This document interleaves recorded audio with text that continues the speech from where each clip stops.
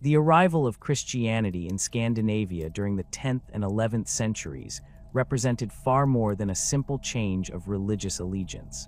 For the Norse peoples, it constituted a complete dismantling of their cosmic understanding, a fundamental rewiring of how they perceived death, honor, and their place in the universe. The Christian missionaries who arrived bearing crosses and Latin prayers were not merely offering an alternative faith, they were systematically destroying a worldview that had sustained Viking culture for centuries. At the heart of this spiritual catastrophe lay the irreconcilable differences between Norse cosmology and Christian doctrine.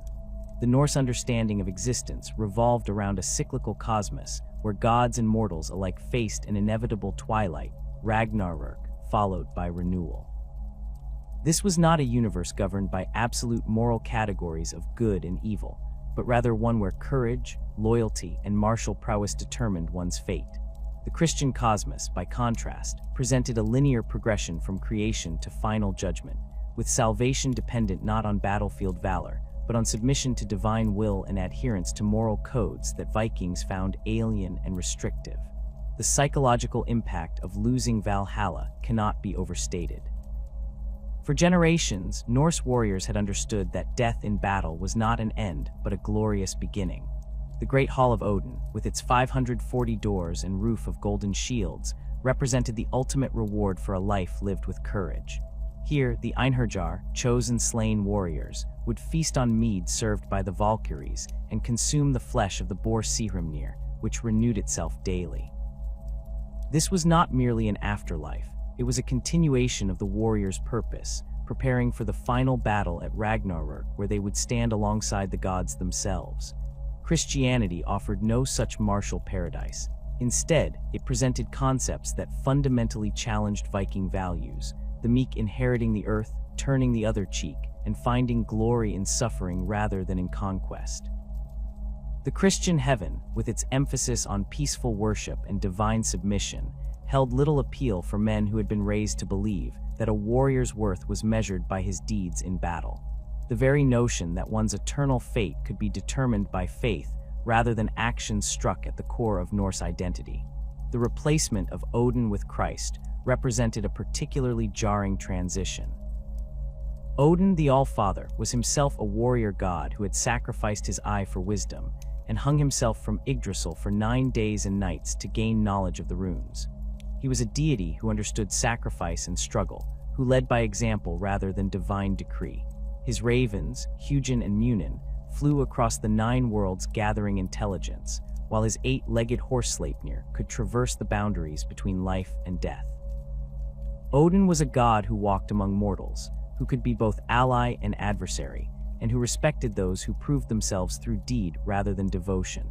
Christ, by contrast, preached love for one's enemies and forgiveness for transgressions, concepts that seemed not just foreign but dangerous to a people who lived by codes of honor and revenge. The Christian emphasis on humility and self-denial ran counter to everything Vikings understood about achieving greatness. Where Odin rewarded the bold and the cunning, Christ demanded meekness and obedience. Where Norse traditions celebrated the individual warrior's quest for fame and glory, Christianity insisted on collective salvation through faith. The loss of Thor proved equally devastating to Norse spiritual identity.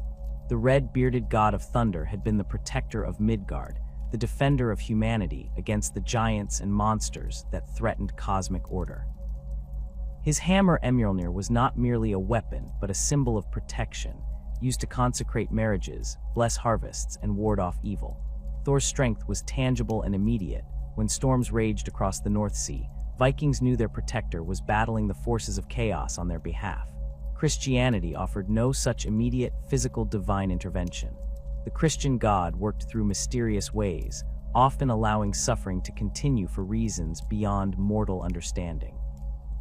For a people accustomed to gods who fought alongside them in their daily struggles, the Christian concept of divine will operating through human suffering was deeply unsettling. The saints, while offering some parallel to the more accessible Norse deities, lacked the raw power and direct involvement that characterized the Aesir. Freyr's displacement created particular hardship for agricultural communities throughout Scandinavia. As the god of fertility, prosperity, and kingship, Freyr had been central to the cycles of planting and harvest that sustained Norse society. His sacred boar Gullinbursti could run through air and water faster than any horse, while his ship Skidbladnir could be folded up and carried in a pocket when not needed.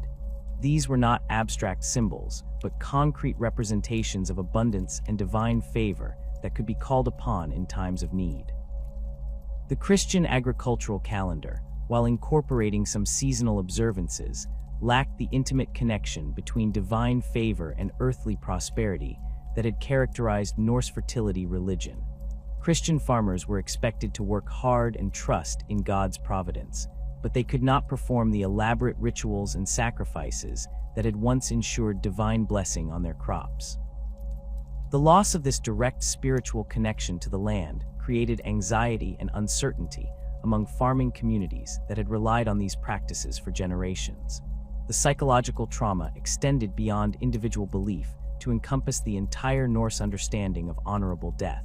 In the old religion, how one died mattered more than how one lived. A warrior who fell in battle with sword in hand was guaranteed a place among the Einherjar, regardless of his previous moral failings. This created a culture where courage in the face of death was the ultimate virtue, where men would seek out dangerous situations not from recklessness but from spiritual necessity. Christianity inverted this value system entirely. Martyrdom, while honored, was passive rather than active. One suffered for faith rather than seeking glory through combat. The Christian ideal of a good death involved confession, last rites, and peaceful surrender to God's will. For Vikings accustomed to the idea that dying in bed was a shameful fate that led to the dreary halls of hell, this Christian approach to death represented a fundamental betrayal of everything they understood about honor and courage. The erosion of Seidr practices struck at the very heart of Norse spiritual guidance and community decision-making. Seidr, the magical tradition associated with prophecy, healing, and communication with the spirit world, had been central to Norse society's ability to navigate uncertainty and make crucial decisions. The Verlva, or Cirrus, held a position of enormous respect and influence, traveling between communities to provide guidance through divination and magical intervention. These practitioners, typically women, possessed knowledge of herb lore, runic magic, and the ability to enter trance states that allowed communication with the dead and glimpses of future events. Their services were sought by kings and common folk alike for everything from predicting weather patterns to determining the outcome of battles. The Verlva's staff, often topped with metal ornaments and sometimes containing powerful relics, was both a symbol of authority and a tool for focusing magical energy. Christianity viewed such practices as demonic, condemning them as witchcraft and devil worship. The Church's systematic campaign against Seidr practitioners deprived Norse communities of their traditional sources of spiritual guidance at precisely the moment when they needed it most. The transition to Christianity left a void in practical spirituality that Christian priests, with their emphasis on faith over magical intervention, could not fill. The loss was particularly acute in matters of healing and protection. Seidr practitioners had provided both physical and spiritual remedies for ailments, combining herbal knowledge with magical practices that addressed the spiritual dimensions of illness. They could perform protective rituals for travelers, warriors heading into battle, and communities facing natural disasters.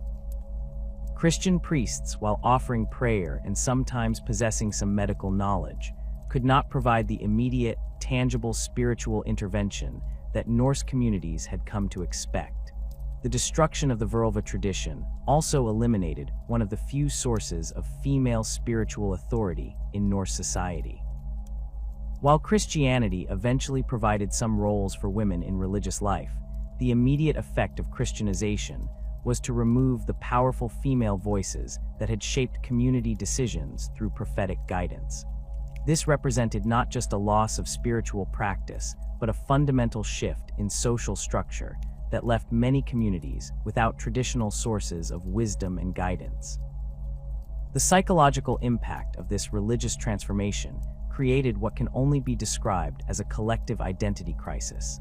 Vikings found themselves caught between two incompatible worldviews, forced to abandon beliefs that had given meaning and purpose to their ancestors, while struggling to find equivalent meaning in a foreign religious system.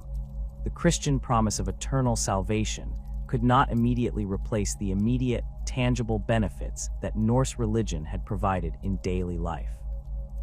This spiritual upheaval coincided with an equally devastating transformation of Norse political structures, as Christianized kings systematically dismantled the traditional governance systems that had allowed Viking society to function for centuries. The political conversion of Scandinavia was not a gradual process of persuasion, but a deliberate campaign of coercion orchestrated by rulers who understood that religious transformation required the complete restructuring of political authority. Olaf Tryggvason of Norway, who ruled from 995 to 1000, exemplified this new breed of Christianized monarch who wielded the cross as effectively as the sword. Standing over 6 feet tall with flowing golden hair and piercing blue eyes, Olaf possessed the physical presence expected of a Norse king, but his methods of conversion bore no resemblance to traditional Viking diplomacy. Upon ascending to the throne, he immediately launched what amounted to a religious war against his own subjects, traveling throughout Norway with a retinue of armed Christian warriors and foreign priests. Olaf's conversion techniques were brutally straightforward. When he encountered resistance to Christianity in the districts around Trondheim, he ordered the destruction of pagan temples and the execution of prominent Gothi, the priest chieftains who had traditionally overseen both religious ceremonies and local governance. At Mer, one of the most important religious centers in central Norway, Olaf personally supervised the burning of the great temple dedicated to Freyr, forcing the local population to watch as centuries of sacred artifacts and religious texts went up in flames. Those who protested were given a stark choice: immediate baptism or death. The king's methods became increasingly sophisticated as his campaign progressed. Rather than simply threatening violence, Olaf began targeting the economic foundations of pagan resistance. He confiscated the extensive landholdings that had traditionally supported temple activities, redistributing these properties to Christian converts who would ensure their new faith's dominance in local communities. The Gothi, who had derived much of their authority from their role as intermediaries between the gods and the people, found themselves stripped of both their religious function and their economic base. Olaf's approach to the wealthy merchant families of Bergen demonstrated his understanding that conversion required more than spiritual persuasion. When the prominent trader Rod the Strong refused to abandon his worship of Thor, Olaf ordered his men to force a snake down Rod's throat while he was held captive. This gruesome execution served as a clear message to other wealthy pagans. Their economic status would not protect them from the consequences of religious defiance. The king then seized Rod's extensive trading network, including his famous longship with the golden dragon head, redistributing these assets among Christian merchants who would support the new religious order. The transformation became even more systematic under Olaf II Haraldsson, later known as Saint Olaf, who ruled from 1015 to 1028. Unlike his predecessor, Olaf Haraldsson possessed extensive experience in European Christian courts, having served as a mercenary in England and Normandy before claiming the Norwegian throne. This exposure to continental political systems had taught him that successful Christianization required not just the elimination of pagan practices, but the complete reconstruction of governmental authority along Christian lines. Olaf Haraldsson's physical appearance, stocky build, reddish-brown hair, and notably intense gray eyes, was less imposing than Tryggvason's, but his political acumen proved far more effective in achieving lasting transformation. He understood that previous conversion efforts had failed because they focused on individual belief rather than institutional change. His approach centered on the systematic replacement of traditional Norse legal and political structures with Christian alternatives that concentrated power in the hands of a divinely appointed monarchy. The king's first target was the ancient thing system that had governed Norse society since time immemorial. These assemblies, which met at regular intervals throughout the year, had traditionally served as the primary mechanism for resolving disputes, making collective decisions, and maintaining social order. The Althing in Iceland, the Lagting in the Faroe Islands, and similar assemblies throughout Scandinavia represented the democratic traditions that had allowed Viking communities to function without centralized royal authority. Olaf Haraldsson viewed these assemblies as obstacles to both Christian conversion and royal power. The Thing system allowed local communities to maintain their traditional religious practices and resist royal edicts that conflicted with established customs. At the Frostating, one of Norway's 4 major regional assemblies, local farmers and minor chieftains had successfully blocked several of his early attempts to mandate Christian worship.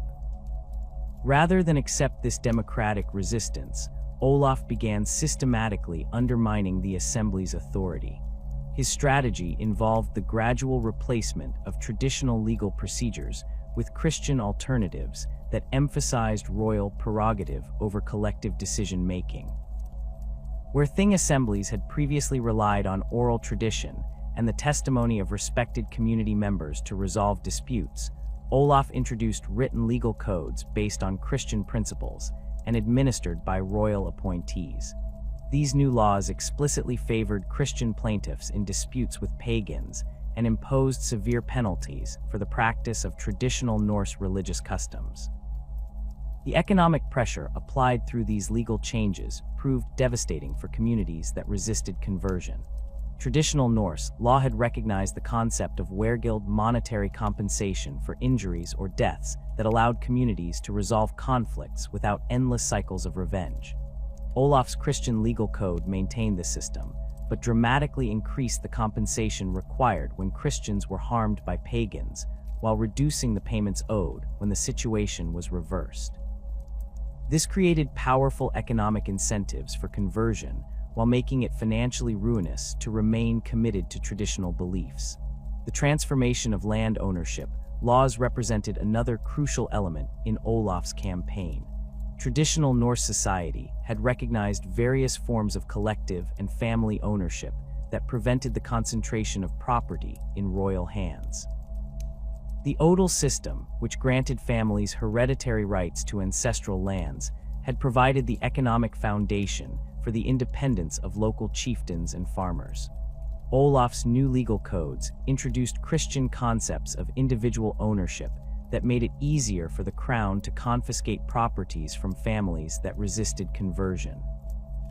When the powerful Arnmod family of Hordaland refused to abandon their worship of Odin, Olaf declared their odal rights forfeit on the grounds that pagans could not hold Christian land.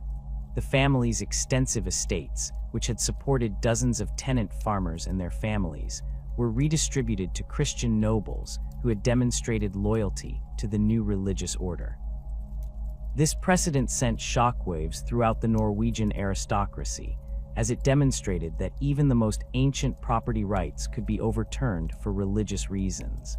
The systematic destruction of Jarl authority represented perhaps the most significant political transformation of this period. Under the traditional Norse system, Jarls had functioned as regional rulers with substantial autonomy, maintaining their own military forces, collecting taxes, and administering justice within their territories. These powerful nobles had traditionally owed allegiance to the king, but retained significant independence in governing their own domains. The relationship was essentially contractual, with Jarls providing military service and tribute in exchange for royal recognition of their authority.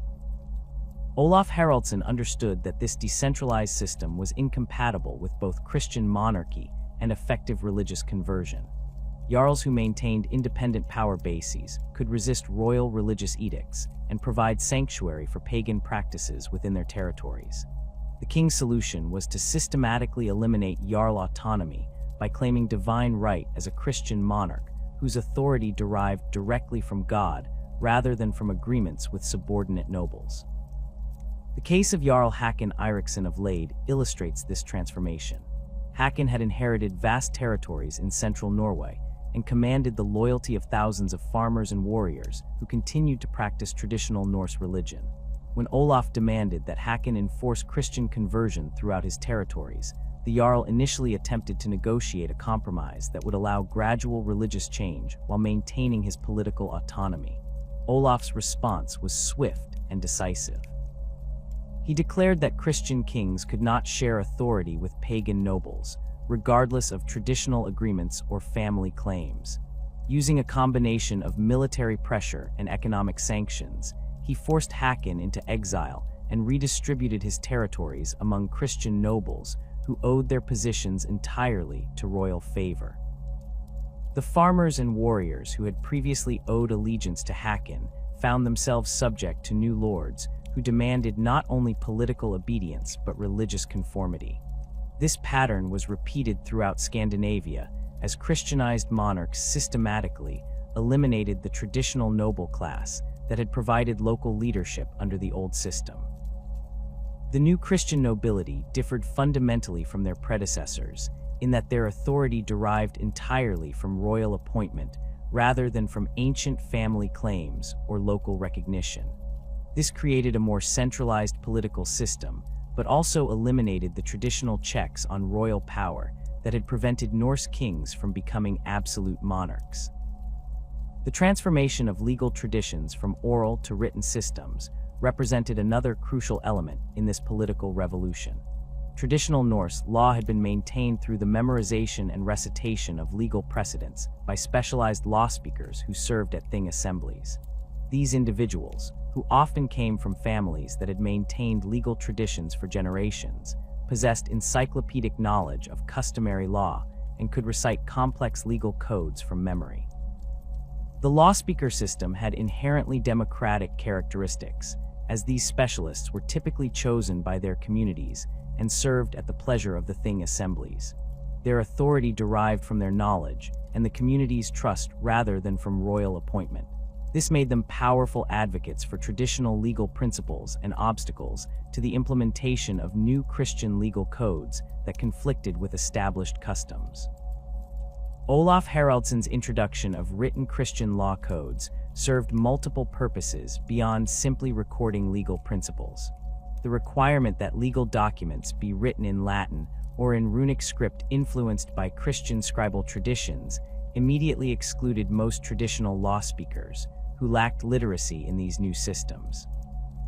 The king appointed Christian priests and foreign-educated scribes to serve as legal administrators, effectively replacing the traditional law speaker class with royal appointees who owed their positions to the crown. The content of these new legal codes reflected Christian moral principles that often conflicted with traditional Norse values. Where traditional law had recognized the right of individuals to seek revenge for injuries to family members, Christian law emphasized forgiveness and state-administered justice. The practice of dueling to resolve disputes, which had been a fundamental right under Norse law, was declared a pagan custom incompatible with Christian society. Even the traditional right to bear arms was restricted, as Christian law viewed private violence as a challenge to royal authority. The economic implications of these legal changes extended far beyond individual cases to reshape the entire structure of Scandinavian society. Traditional Norse commerce had relied heavily on personal relationships and oral agreements backed by family honor and community pressure. Merchants who failed to fulfill their obligations faced social ostracism and the loss of trading privileges, but they remained free to continue their business activities as long as they eventually made good on their debts. Christian legal codes introduced new concepts of commercial law that required written contracts and formal legal procedures for resolving business disputes.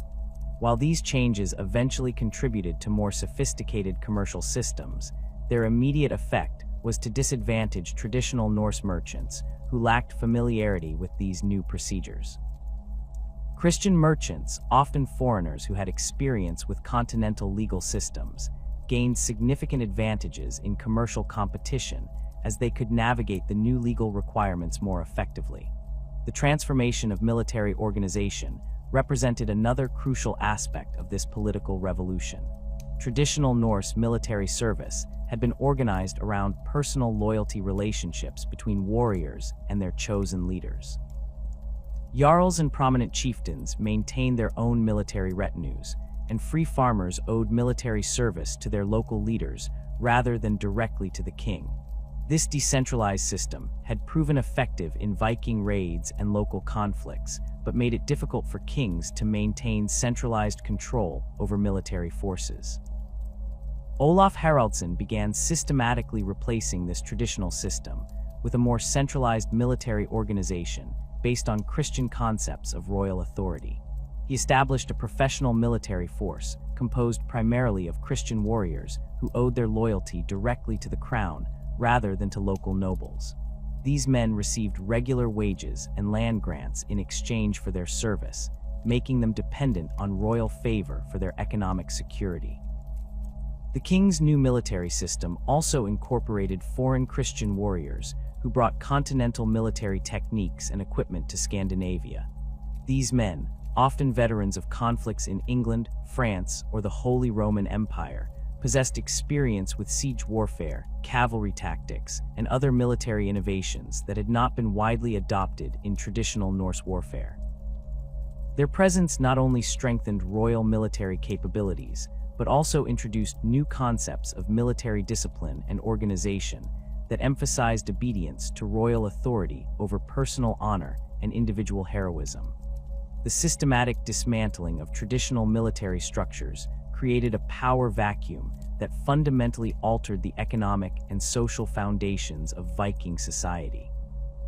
As Christianized monarchs consolidated military authority under royal control, they simultaneously began implementing policies that would prove far more devastating to Norse culture than any foreign invasion. The complete prohibition of raiding expeditions that had sustained Scandinavian communities for over 3 centuries.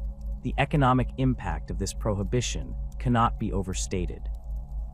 Viking raids had never been mere acts of piracy or random violence. They represented a sophisticated economic system that redistributed wealth from established European centers to developing Scandinavian communities. A successful raid on a Frankish monastery might yield enough silver to support an entire Norwegian fjord community through a harsh winter, while the capture of skilled craftsmen and educated slaves could introduce new technologies and knowledge that advanced local development for generations. King Canute the Great, who ruled Denmark, England, and Norway from 1018 to 1035, understood the economic implications of ending raiding better than most of his contemporaries. Having participated in numerous expeditions before his conversion, Canute possessed first-hand knowledge of how deeply raiding had become integrated into Scandinavian economic life. His physical presence, a tall, powerfully built man with prematurely gray hair and calculating blue eyes, commanded respect among veteran raiders who might otherwise have dismissed royal edicts about Christian morality. Canute's approach to ending raiding demonstrated sophisticated political calculation rather than simple religious fervor. Rather than issuing blanket prohibitions that would have triggered immediate rebellion, he began by redirecting raiding energies toward what he termed Christian warfare against pagan enemies. This allowed experienced raiders to continue their military activities while gradually accustoming them to the concept that violence should serve religious and royal purposes rather than personal enrichment. The king's strategy involved the systematic replacement of traditional raiding leaders with Christian nobles who owed their positions to royal favor. When the renowned raiding captain Thorkel the High refused to abandon his planned expedition against the wealthy monasteries of Normandy, Canute stripped him of his lands and redistributed his ships among Christian captains who would use them for legitimate military purposes.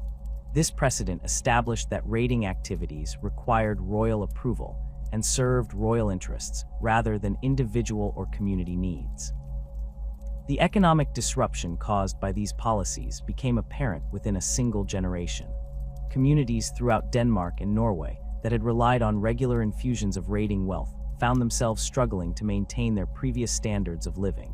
The prosperous trading center of Hedeby, which had flourished partly due to its role as a distribution point for raiding profits, experienced a dramatic decline in commercial activity as the flow of captured goods and silver dried up.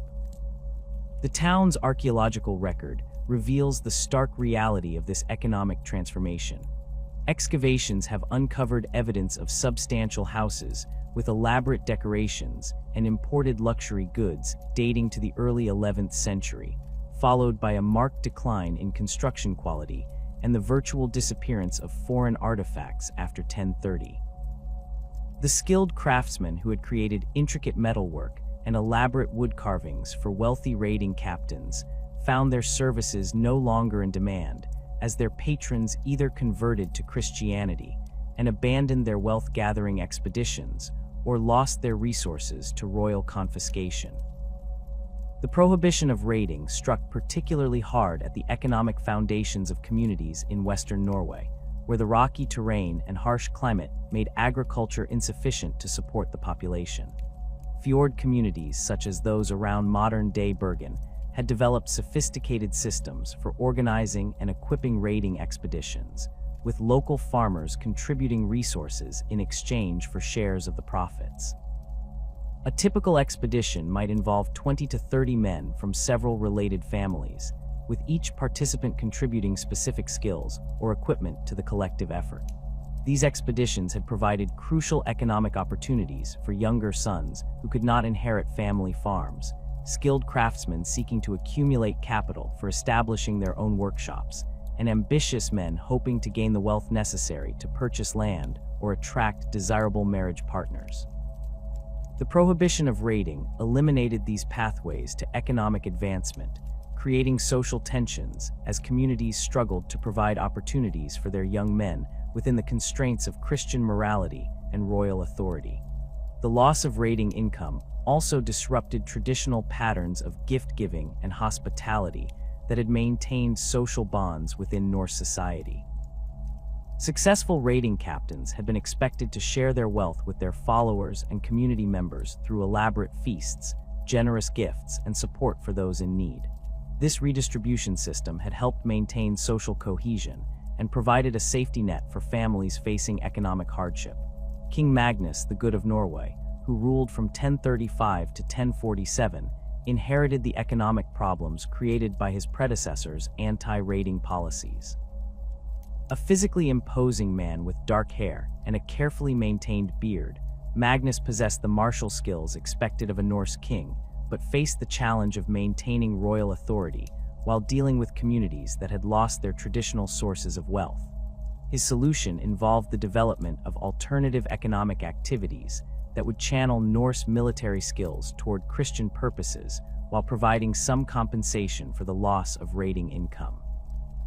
Magnus established what amounted to a royal mercenary service that hired out Norwegian warriors to Christian rulers throughout Europe. These men served in conflicts against Muslim forces in Spain, pagan tribes in Eastern Europe, and rebellious nobles who challenged Christian monarchs. While this provided some economic opportunities for experienced warriors, the pay was typically far less than what successful raiding had offered, and the profits flowed primarily to the royal treasury rather than to local communities. The king's mercenary system also fundamentally altered the relationship between warriors and their home communities. Traditional raiding expeditions had been community enterprises where local men fought alongside neighbors and relatives for the benefit of their shared homeland. Magnus's mercenaries served foreign masters for extended periods, often years at a time, weakening their ties to their places of origin and reducing their commitment to local interests. The suppression of the warrior ethos represented an even more profound cultural transformation than the economic disruption caused by ending raiding. For centuries, Norse society had celebrated martial prowess as the highest expression of human excellence. The warrior's path offered not just economic opportunities, but spiritual fulfillment, social recognition, and the chance to achieve the immortal fame that Norse culture valued above life itself. The Christian alternative to warrior culture emphasized entirely different virtues: humility, obedience, and peaceful resolution of conflicts.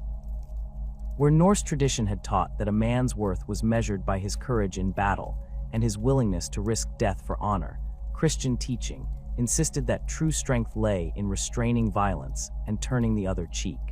This represented a complete inversion of values that had shaped Norse identity for generations.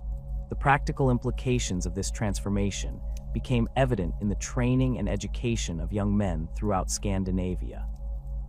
Traditional Norse education had centered on the development of martial skills, with boys beginning weapons training as early as age 7 and gradually mastering the complex techniques of sword fighting, spear work, and and shield combat that would serve them in both raiding expeditions and local conflicts. Fathers took pride in their sons' martial development, and communities celebrated young men who demonstrated exceptional skill with weapons. Christian education emphasized literacy, religious instruction, and peaceful crafts over martial training. While physical fitness remained important, the focus shifted from combat skills to agricultural work, trade, and religious devotion. Young men who showed interest in traditional warrior training found fewer opportunities to develop these skills as communities redirected their resources toward Christian educational priorities.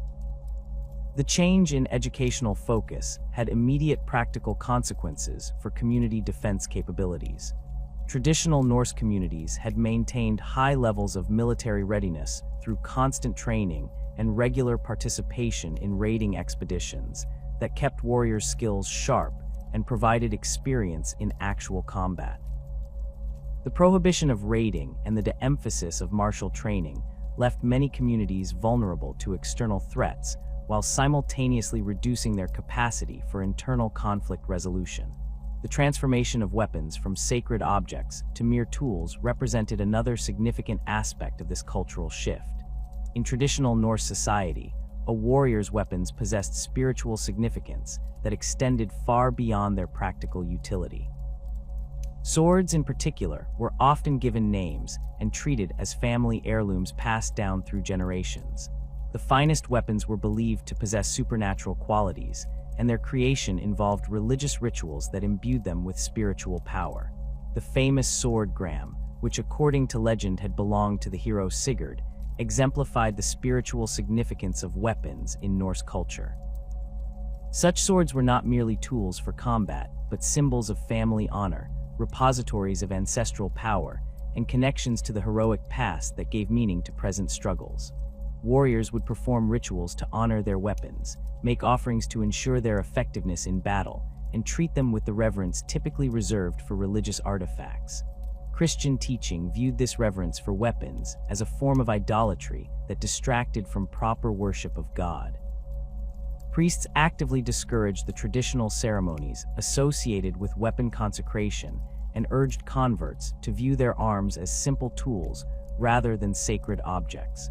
This seemingly minor change had profound psychological effects on warriors who had been raised to believe that their weapons were extensions of their spiritual identity. The decline of weaponsmithing traditions followed naturally from these changing attitudes. Master smiths who had previously enjoyed high social status as creators of sacred objects found their skills less valued in a society that viewed weapons with suspicion rather than reverence. The complex rituals and spiritual practices that had been integral to the forging process were abandoned as incompatible with Christian belief, leading to a decline in both the quality and the spiritual significance of Norse metalwork. The archaeological evidence from weapon burials illustrates this transformation clearly.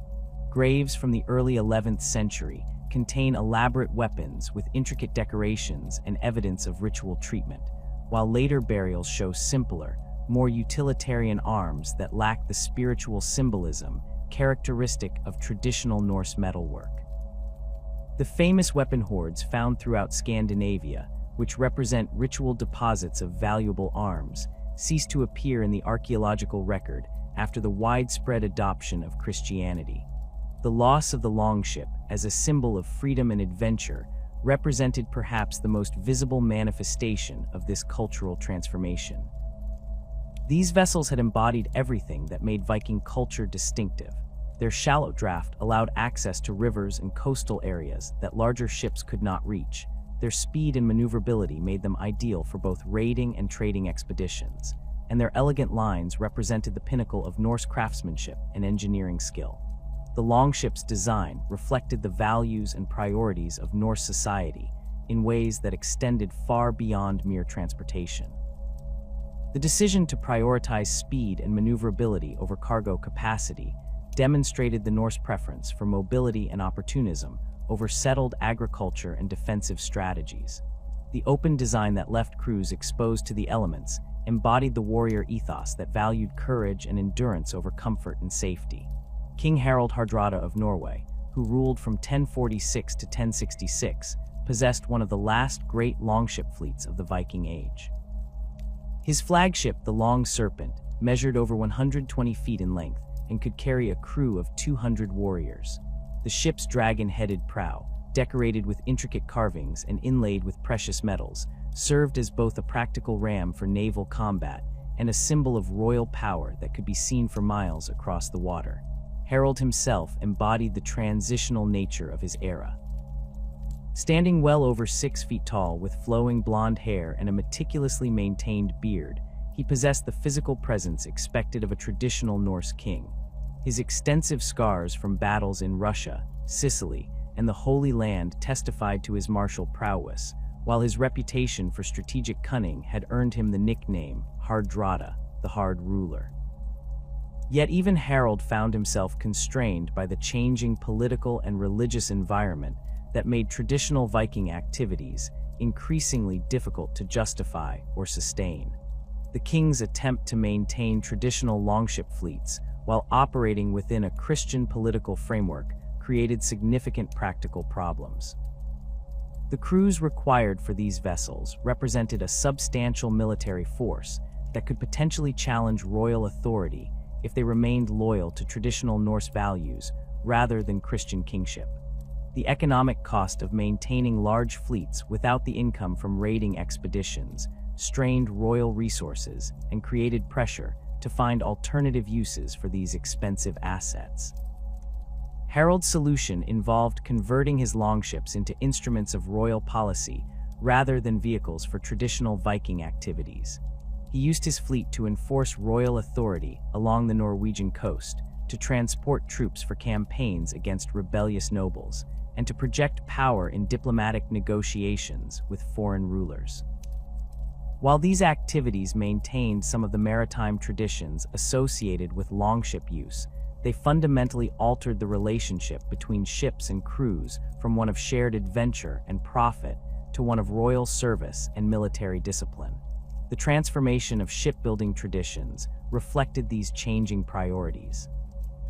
Traditional longship construction had been a community enterprise involving skilled craftsmen from multiple families working together to create vessels that would serve their collective interests.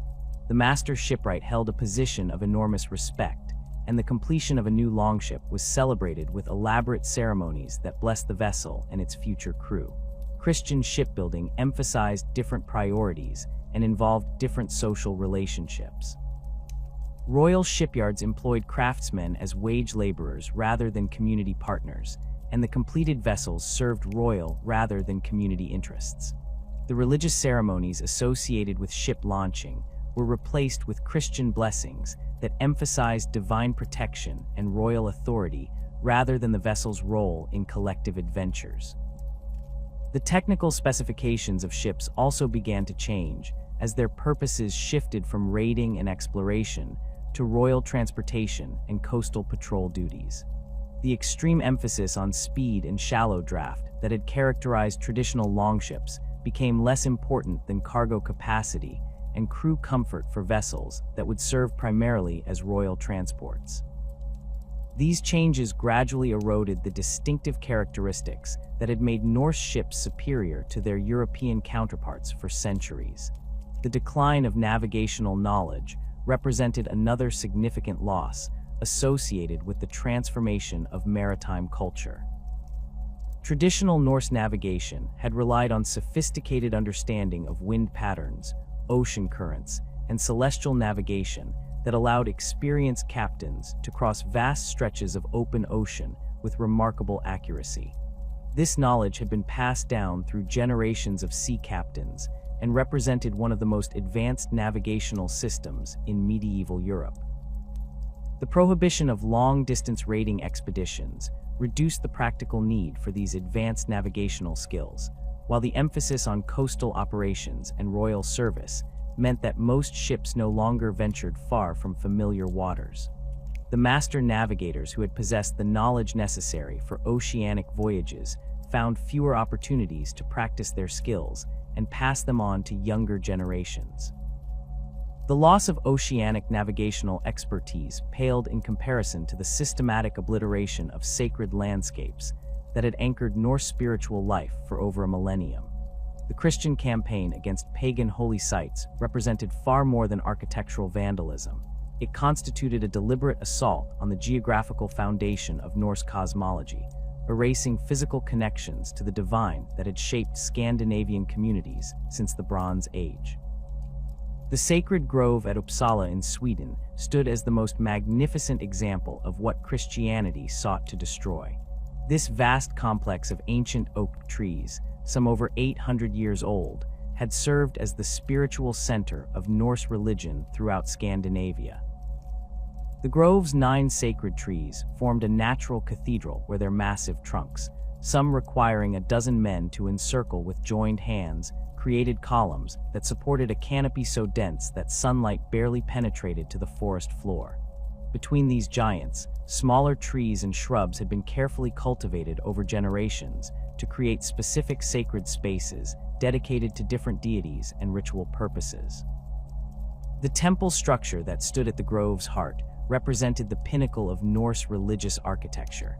Built entirely of oak timber, using traditional joinery techniques that required no metal fasteners, the building measured over 200 feet in length and rose nearly 100 feet at its highest point. The exterior walls featured intricate carvings depicting the entire Norse pantheon, with Odin's ravens soaring across elaborate battle scenes while Thor's hammer struck down giants and serpents. The famous golden chain that encircled the building, mentioned in Adam of Bremen's chronicles, consisted of hundreds of individual links, each inscribed with runic prayers and hammered from gold captured in raids across Europe. Inside the temple, 3 massive wooden statues dominated the sacred space. The central figure of Thor, carved from a single enormous oak trunk, stood nearly 20 feet tall with his hammer Mjolnir raised in perpetual readiness to defend Midgard. His beard, crafted from actual human hair donated by worshippers, flowed down to his belt, while his eyes consisted of polished amber that seemed to glow in the light of the sacred fires. To his right, Odin sat upon his 8-legged horse Sleipnir, his single eye carved from a massive sapphire that had been plundered from a Byzantine monastery decades earlier. His 2 ravens, Hugin and Munin, perched on his shoulders with wings spread as if ready to carry messages across the 9 worlds. The 3rd statue depicted Freyr in his aspect as fertility god, his phallus prominently displayed in accordance with ancient tradition. This figure, while smaller than the others at only 12 feet in height, was adorned with the richest decorations, including a crown of actual wheat sheaves that were replaced at each harvest festival. Around his base, offerings of grain, fruits, and flowers created a constantly changing display that reflected the agricultural cycle and the community's dependence on divine favor for successful crops. The destruction of Uppsala began in 1087 under King Ingi the Elder, a monarch whose Christian zeal matched his political cunning. Unlike his predecessors who had focused primarily on converting nobility and urban populations, Ingi understood that lasting religious transformation required the elimination of the physical spaces where traditional worship could continue. His approach to Uppsala demonstrated sophisticated planning that went far beyond simple vandalism to encompass the complete eradication of pagan sacred geography. Ingi's first assault targeted the grove's ancient trees rather than the temple building itself. His Christian advisors had recognized that the trees held deeper spiritual significance for local populations than the human-made structures, representing connections to ancestral spirits and divine forces that predated the temple by centuries. The king's men used fire and iron to fell the sacred oaks, but the work proved far more difficult than anticipated. The tree's massive size required specialized equipment and techniques, while local resistance made the operation dangerous for the Christian workers. The felling of the first great oak required 3 days of continuous labor by teams of experienced woodsmen working in shifts. The tree, known locally as Yggdrasil's child for its supposed connection to the world tree, measured over 30 feet in circumference and had stood for more than 600 years. When it finally crashed to the forest floor, the sound could be heard for miles, and local chroniclers reported that many pagans wept openly at the destruction of what they considered a living manifestation of divine power. The systematic removal of the sacred trees created practical as well as spiritual problems for the surrounding community.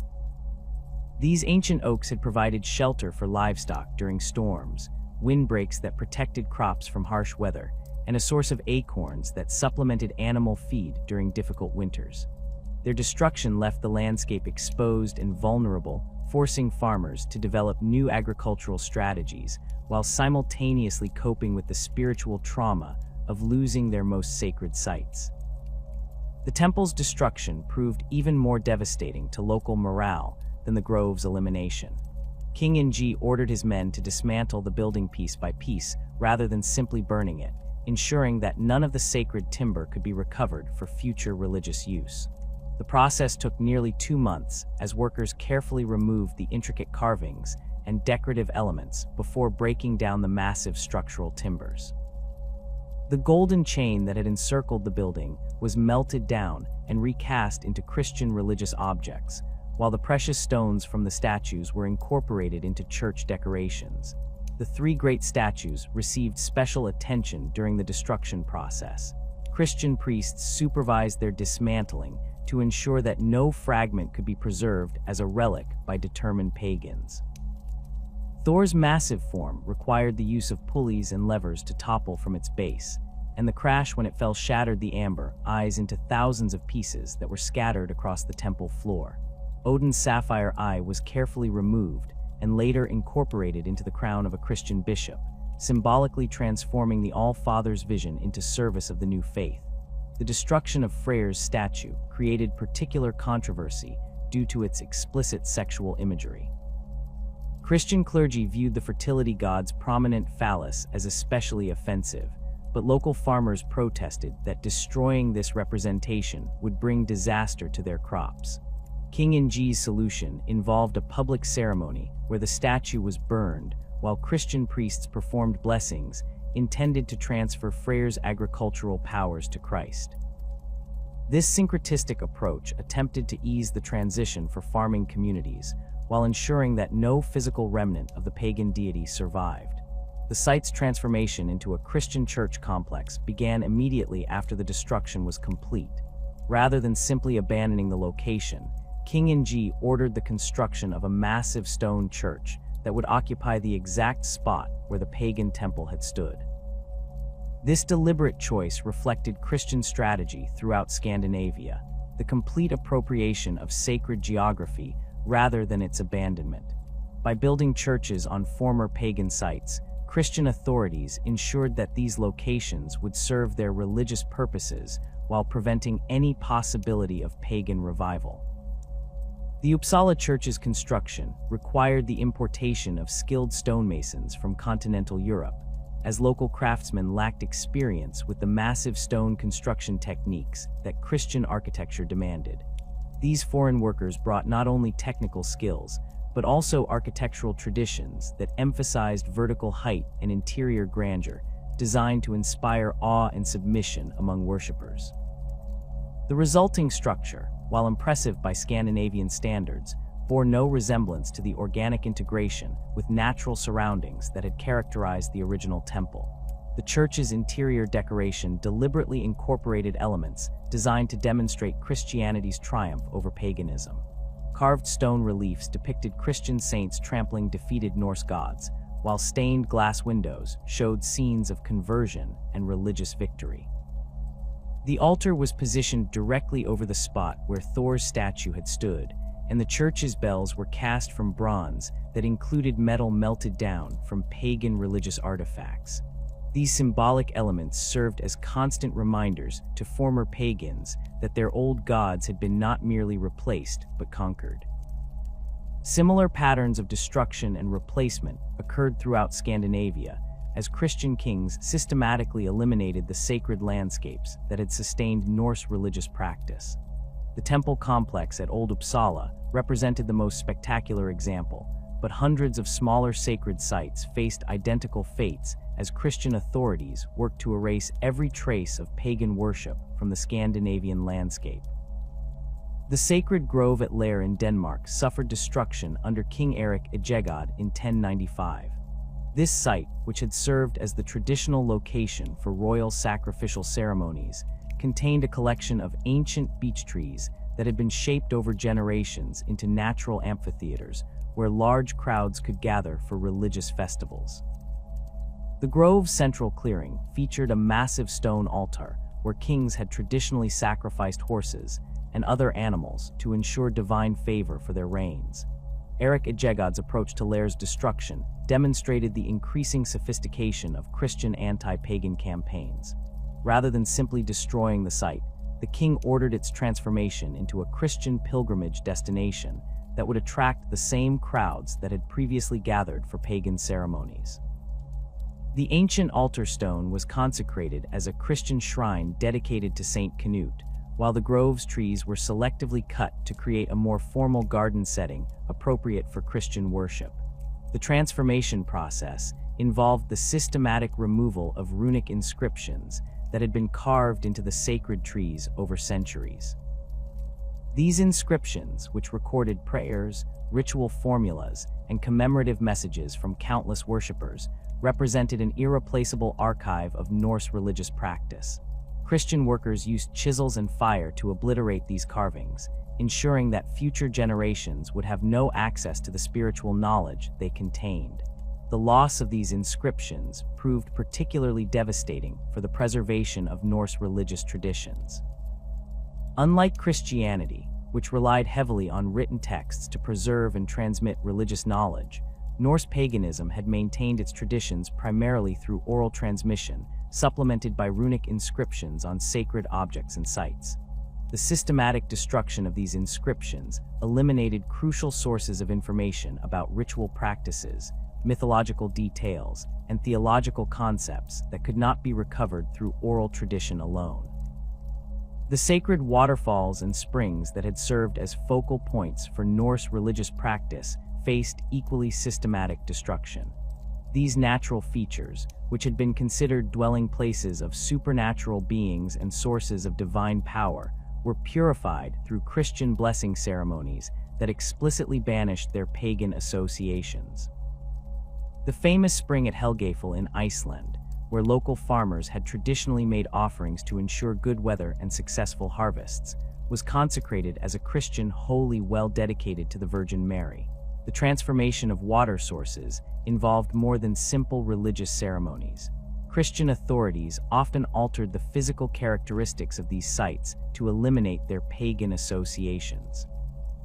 Sacred pools were drained and refilled, waterfalls were diverted through artificial channels, and springs were enclosed within Christian shrine buildings that controlled access and eliminated the natural setting that had made these locations spiritually significant to Norse worshippers.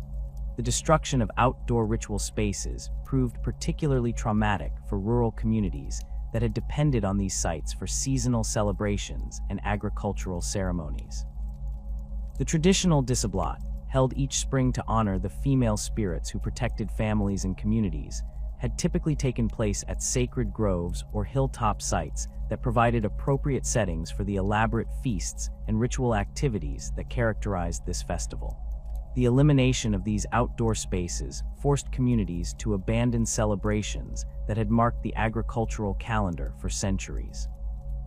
The loss of Vetternattablat, the autumn festival that had traditionally marked the beginning of winter and honored the ancestors who would protect the community through the dark months, created similar disruptions to the seasonal rhythm of Norse life.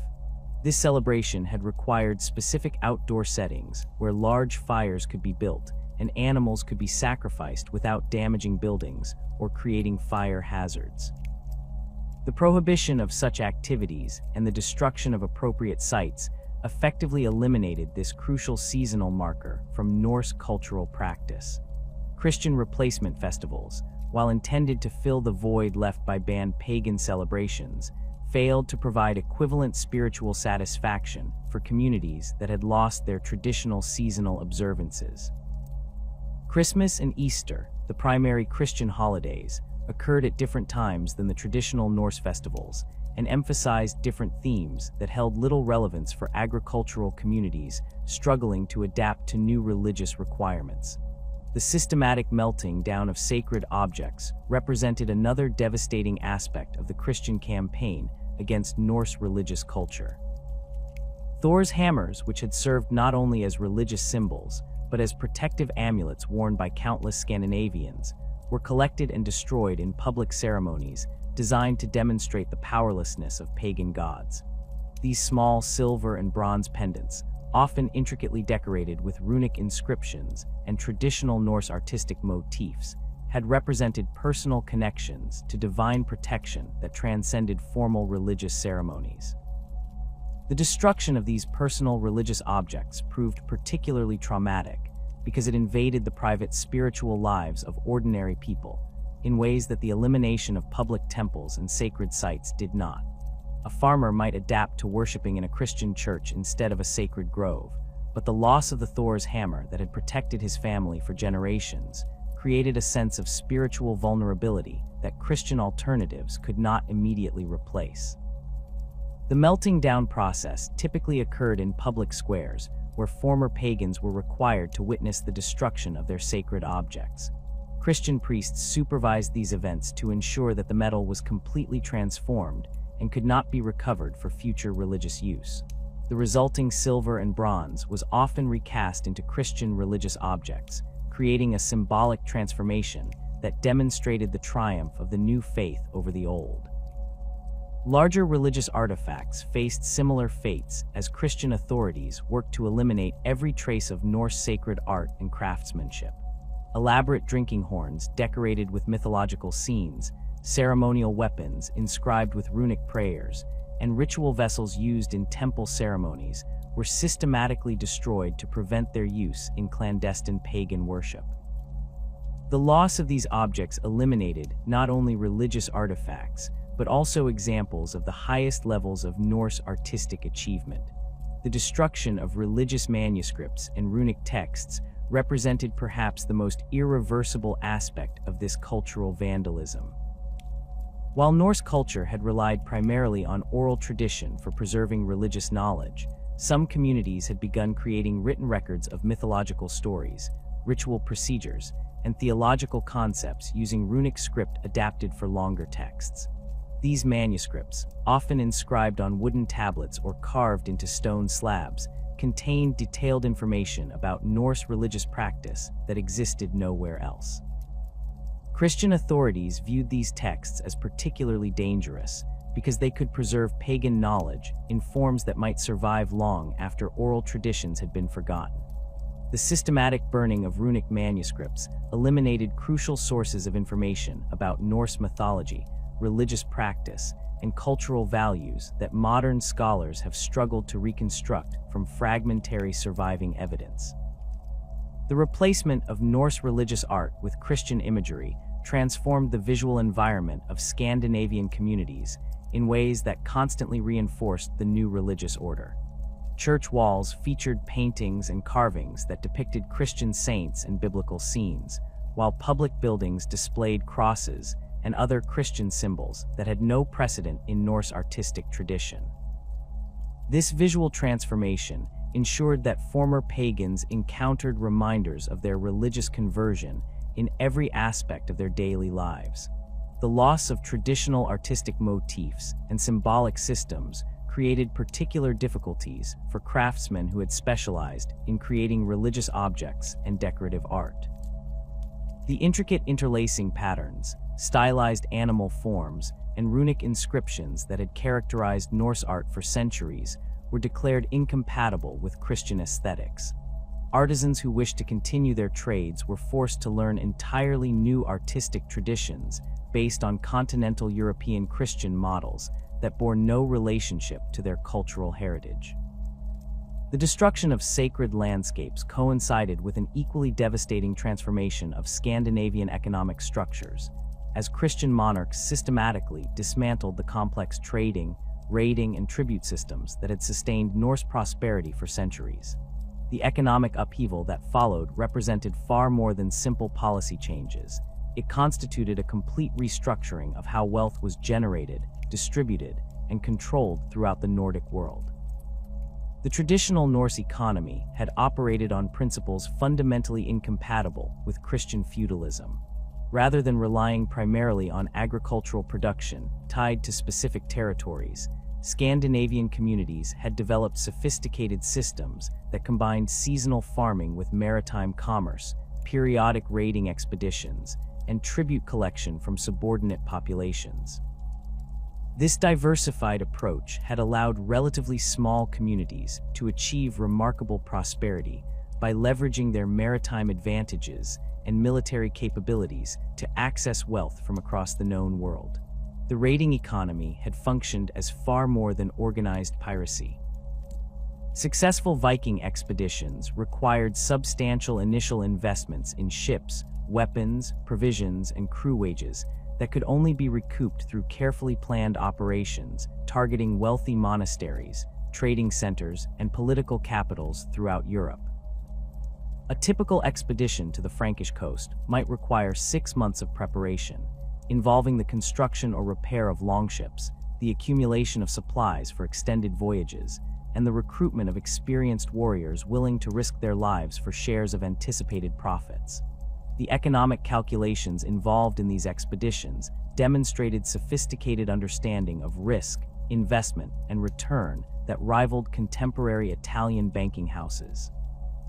Expedition leaders needed to balance the costs of larger crews and better equipment against the increased likelihood of success and larger potential profits. They had to evaluate target selection based on factors including defensive capabilities, probable wealth, seasonal accessibility, and political situations that might affect escape routes or diplomatic consequences. King Sweyn Forkbeard of Denmark, who ruled from 986 to 1014, had mastered these economic calculations better than perhaps any other Viking leader. His physical appearance, a tall, lean man with the distinctive forked beard that gave him his nickname, penetrating gray eyes, and numerous battle scars across his arms and face, commanded respect among veteran raiders who understood the practical skills required for successful expeditions. Sweyn's approach to raiding demonstrated how these activities had evolved into sophisticated business enterprises rather than simple acts of violence.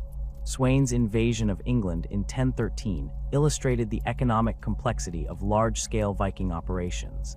The expedition required coordination between Danish, Norwegian, and Swedish contingents, each contributing specific resources and expertise to the collective effort. Danish shipbuilders provided the bulk of the fleet. Norwegian navigators contributed their superior knowledge of North Sea conditions, and Swedish metalworkers supplied weapons and armor that met the expedition's technical requirements. The financial arrangements for this invasion involved intricate agreements about profit sharing, command authority, and compensation for losses that would have challenged contemporary European legal systems. Each participating Jarl negotiated specific terms regarding his contribution to the expedition and his share of anticipated profits, while individual warriors received guarantees about minimum compensation regardless of the expedition's overall success. These contracts, recorded on wooden tablets using runic script, created binding legal obligations that survived Sweyn's transition to Christian kingship.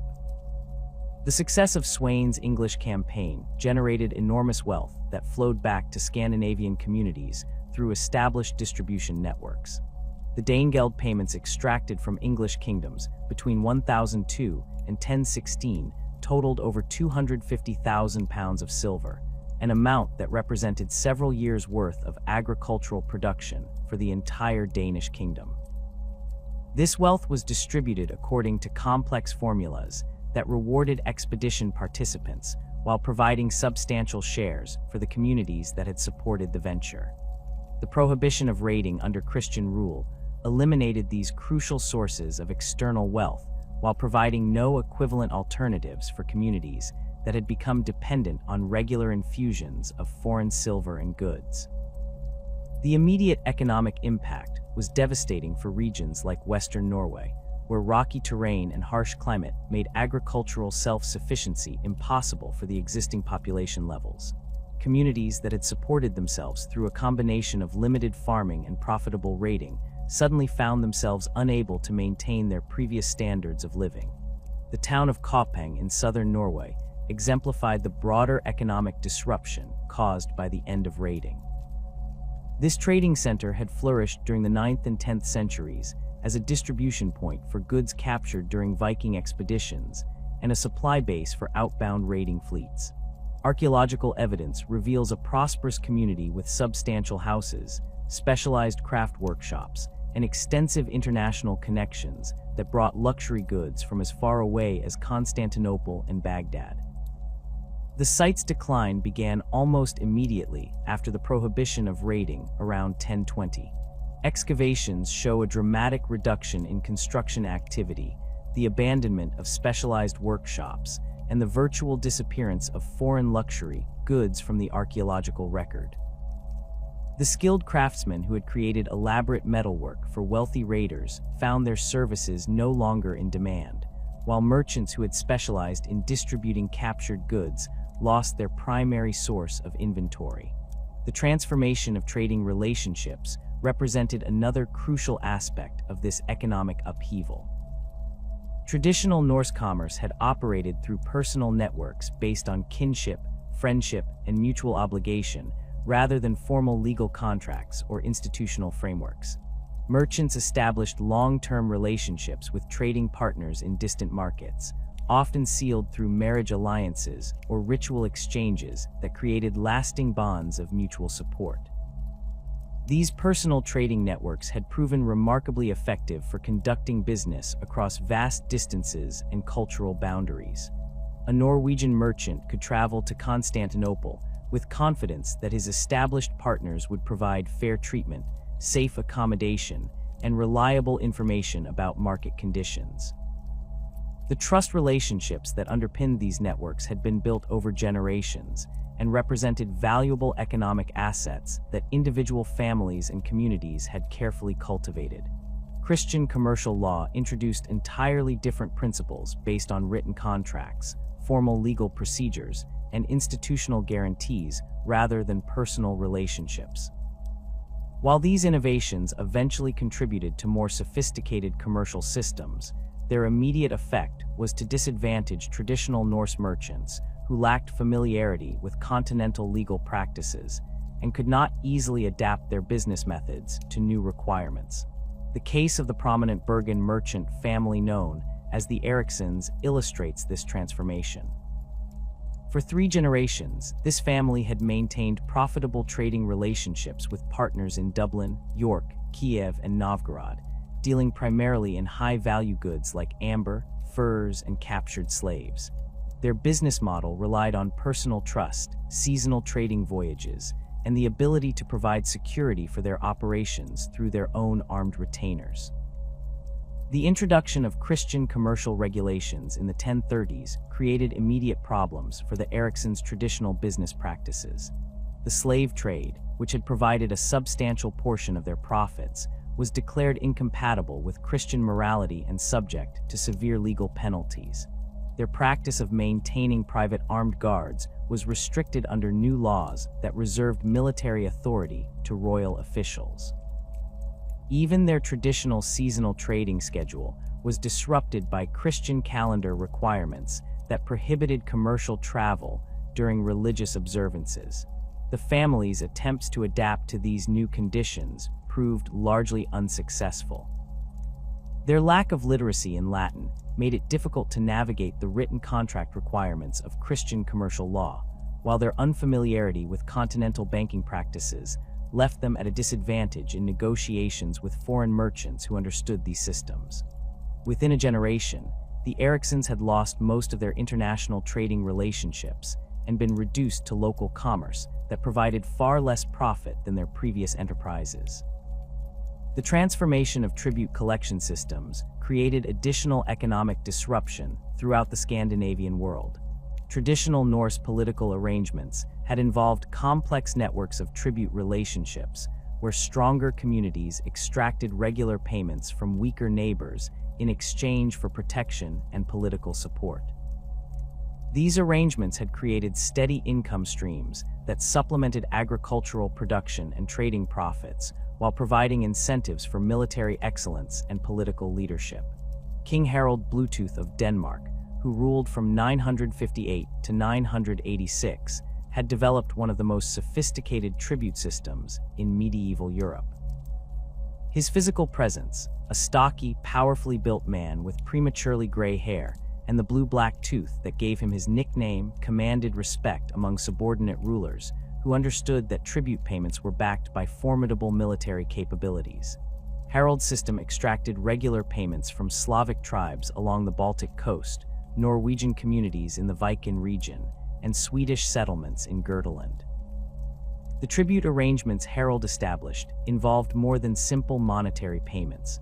Subordinate communities provided specific goods and services that met Danish economic and military needs: iron ore and finished weapons from Swedish mining regions, ship timber and naval supplies from Norwegian forests, agricultural products and livestock from fertile Slavic territories. These tribute flows created integrated economic networks that allowed specialized regional production, while ensuring that Danish communities had access to essential resources. The Christianization of tribute relationships fundamentally altered these arrangements by introducing concepts of legitimate authority based on divine appointment rather than military capability. Christian political theory held that kings ruled by God's grace, and that tribute represented recognition of legitimate royal authority rather than payment for protection services. This theoretical change had immediate practical consequences for communities that had previously negotiated tribute agreements based on mutual benefit and shared military interests.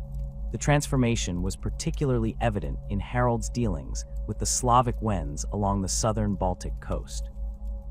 Under the traditional system, these communities had paid tribute to Denmark in exchange for protection against Saxon expansion and support during internal conflicts.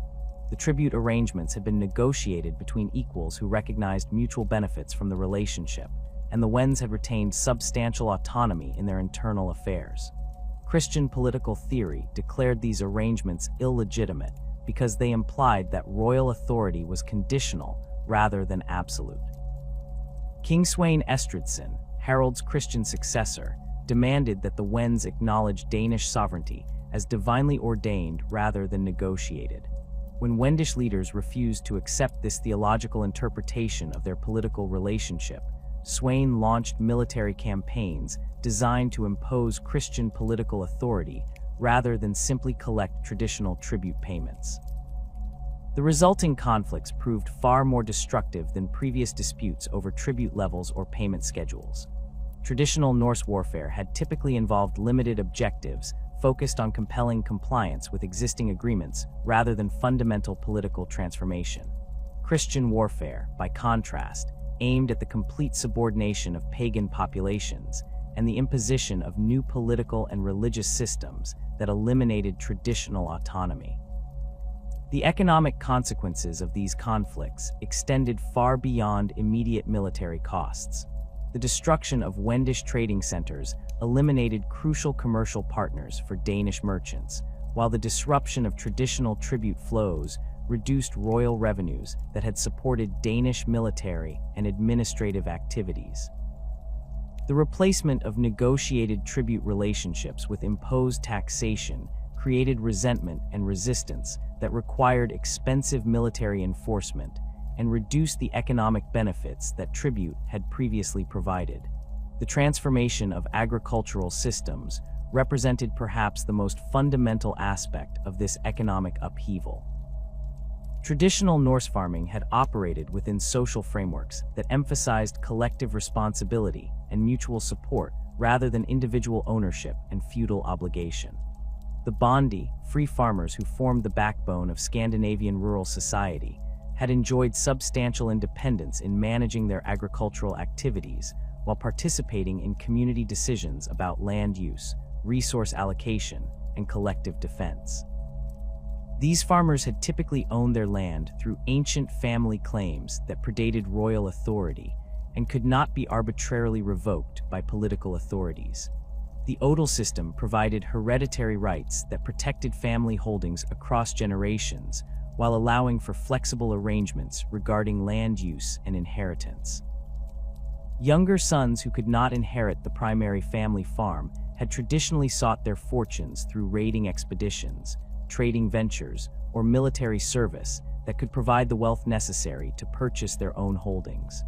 Christian feudalism introduced entirely different concepts of land ownership based on grants from royal or ecclesiastical authorities rather than ancient family claims. Under the new system, farmers held their land at the pleasure of Christian lords, who could revoke these grants for religious or political reasons.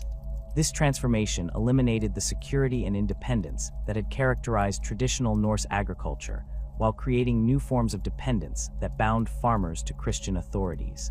The practical implementation of feudal land tenure created immediate hardships for farming communities throughout Scandinavia.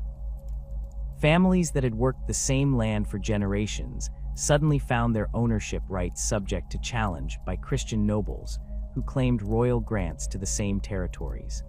The legal procedures for resolving these disputes favored claimants who understood continental legal systems over traditional farmers who relied on oral tradition and customary law to establish their rights. The case of the Gudbrandsdal Valley in central Norway illustrates the devastating impact of these changes on established farming communities. This fertile region had supported dozens of independent farming families for over 300 years, with land ownership patterns based on ancient settlement rights and family inheritance traditions. The valley's farmers had developed sophisticated agricultural techniques adapted to local conditions, including innovative crop rotation systems and livestock management practices that maximized productivity in the challenging northern climate. King Olaf II's redistribution of valley lands to Christian nobles in 1025 eliminated these traditional ownership patterns overnight. The new landlords, primarily foreign-born Christians who lacked knowledge of local agricultural conditions, imposed farming methods based on continental European practices that proved poorly suited to Norwegian climate and soil conditions. Their demands for increased agricultural production to support their own households and meet royal tax obligations forced farmers to abandon sustainable practices in favor of intensive cultivation that depleted soil fertility. The social relationships between farmers and landlords under the new system differed fundamentally from traditional Norse agricultural arrangements. Previously, successful farmers had enjoyed high social status and participated actively in community decision-making through thing assemblies and seasonal gatherings. The feudal system reduced them to dependent peasants whose primary obligation was to serve their Christian lords rather than contribute to community welfare. The loss of agricultural independence had immediate consequences for rural communities' ability to support non-agricultural activities that had previously provided additional income and maintained cultural traditions.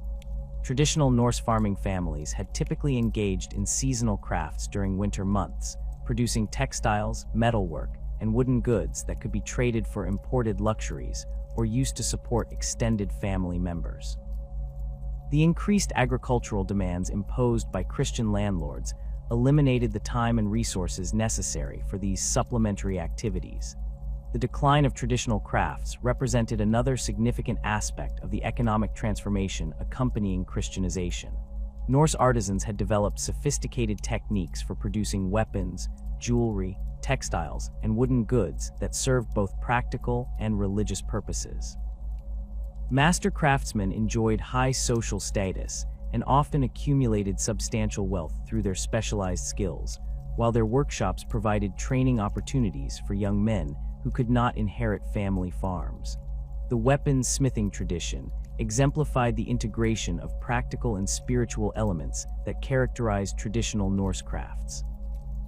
Master smiths possessed technical knowledge of metallurgy and forging techniques that had been developed over centuries, but their work also involved spiritual practices that were believed to imbue weapons with supernatural qualities. The creation of a superior sword required not only skilled metalwork, but also appropriate rituals, astrological timing, and the incorporation of sacred materials that would enhance the weapon's effectiveness in combat. Christian authorities viewed these spiritual aspects of weapons production as incompatible with proper religious practice. The rituals and beliefs associated with weaponsmithing were declared pagan superstitions that distracted from Christian worship and potentially involved demonic influences. Master smiths who wished to continue their trade were required to abandon the spiritual practices that had been integral to their craft traditions and produce weapons using purely technical methods. The elimination of spiritual elements from weapons production had immediate effects on both the quality and the cultural significance of Norse metalwork. Weapons produced under Christian supervision lacked the symbolic decorations and ritual preparations that had made traditional Norse arms objects of reverence as well as tools of war. The loss of these spiritual dimensions reduced weapons to mere implements, while eliminating the cultural knowledge and artistic traditions that had distinguished Norse metalwork throughout Europe. The shipbuilding industry faced similar disruptions as Christian authorities restricted the construction of vessels designed for raiding expeditions, while promoting different types of ships suited to royal transportation and coastal defense. Traditional longship construction had involved entire communities working together to create vessels that would serve their collective interests in trading and raiding ventures. The master shipwright held a position of enormous respect, and the completion of a new longship was celebrated with elaborate ceremonies that blessed the vessel and its future crew. Christian shipbuilding emphasized different priorities and involved different social relationships. Royal shipyards employed craftsmen as wage laborers rather than community partners, and the completed vessels served royal rather than community interests. The technical specifications of ships also began to change as their purposes shifted from raiding and exploration to royal transportation and coastal patrol duties, gradually eroding the distinctive characteristics that had made Norse ships superior to their European counterparts.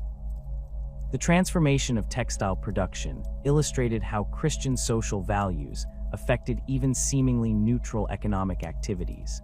Traditional Norse textile work had been primarily women's responsibility, with skilled weavers enjoying high status for their ability to produce the elaborate tapestries and clothing that displayed family wealth and artistic achievement. The finest textiles incorporated complex symbolic patterns that conveyed religious and mythological meanings while demonstrating the weaver's technical mastery. Christian moral teachings emphasized modesty and simplicity in dress that discouraged the elaborate decorative work that had characterized traditional Norse textiles. The symbolic patterns associated with pagan mythology were declared inappropriate for Christian use, while the competitive display of wealth through clothing was condemned as vanity incompatible with Christian humility. These restrictions eliminated much of the market for high-quality decorative textiles, while reducing the social status and economic opportunities available to skilled female artisans. The economic opportunities available to younger sons represented one of the most significant casualties of this transformation. Under the traditional system, men who could not inherit family farms had multiple pathways to economic advancement through raiding expeditions, trading ventures, craft specialization, or military service with successful leaders. These alternatives had provided social mobility and prevented the accumulation of large populations of landless men who might threaten social stability. The prohibition of raiding and the transformation of trading relationships eliminated many of these traditional opportunities while providing few Christian alternatives. The church offered some positions for educated men willing to pursue religious careers, but these required literacy and theological training that were not readily available to most Scandinavian youth. Royal service provided limited opportunities for military advancement, but these positions typically went to men from established Christian families rather than recent converts seeking to prove their loyalty. The resulting social tensions became evident in the increasing frequency of local conflicts and banditry that plagued Scandinavian communities during the 11th century. Young men who had been denied traditional outlets for their ambitions turned to illegal activities that provided income while expressing their frustration with the new social order. The Christian authorities' response involved increased legal penalties and military enforcement that further alienated rural communities and created cycles of resistance and repression. The economic devastation wrought by Christian transformation paled in comparison to the systematic assault on Norse intellectual and artistic traditions that accompanied religious conversion. The silencing of the skalds, the poet-historians who had preserved and transmitted Scandinavian cultural memory for over 4 centuries, represented perhaps the most devastating blow to Norse civilization, eliminating not merely entertainment, but the very mechanism through which communities understood their identity, history, and place in the cosmic order. Skaldic poetry had functioned as far more than artistic expression in Norse society. These complex verse forms, with their intricate patterns of alliteration, internal rhyme, and metaphorical language, served as the primary repository for historical knowledge, genealogical records, legal precedents, and religious wisdom that bound Scandinavian communities together across vast geographical distances. A master skald possessed encyclopedic knowledge that encompassed not only poetic techniques, but also detailed understanding of mythology, history, law, and social customs that qualified him to serve as advisor, judge, and cultural guardian. The most accomplished skalds enjoyed social status comparable to that of jarls and wealthy merchants, traveling between royal courts and major settlements, where their performances drew audiences of hundreds of people eager to hear news from distant regions, accounts of recent battles, and retellings of ancient legends that connected contemporary events to the heroic past.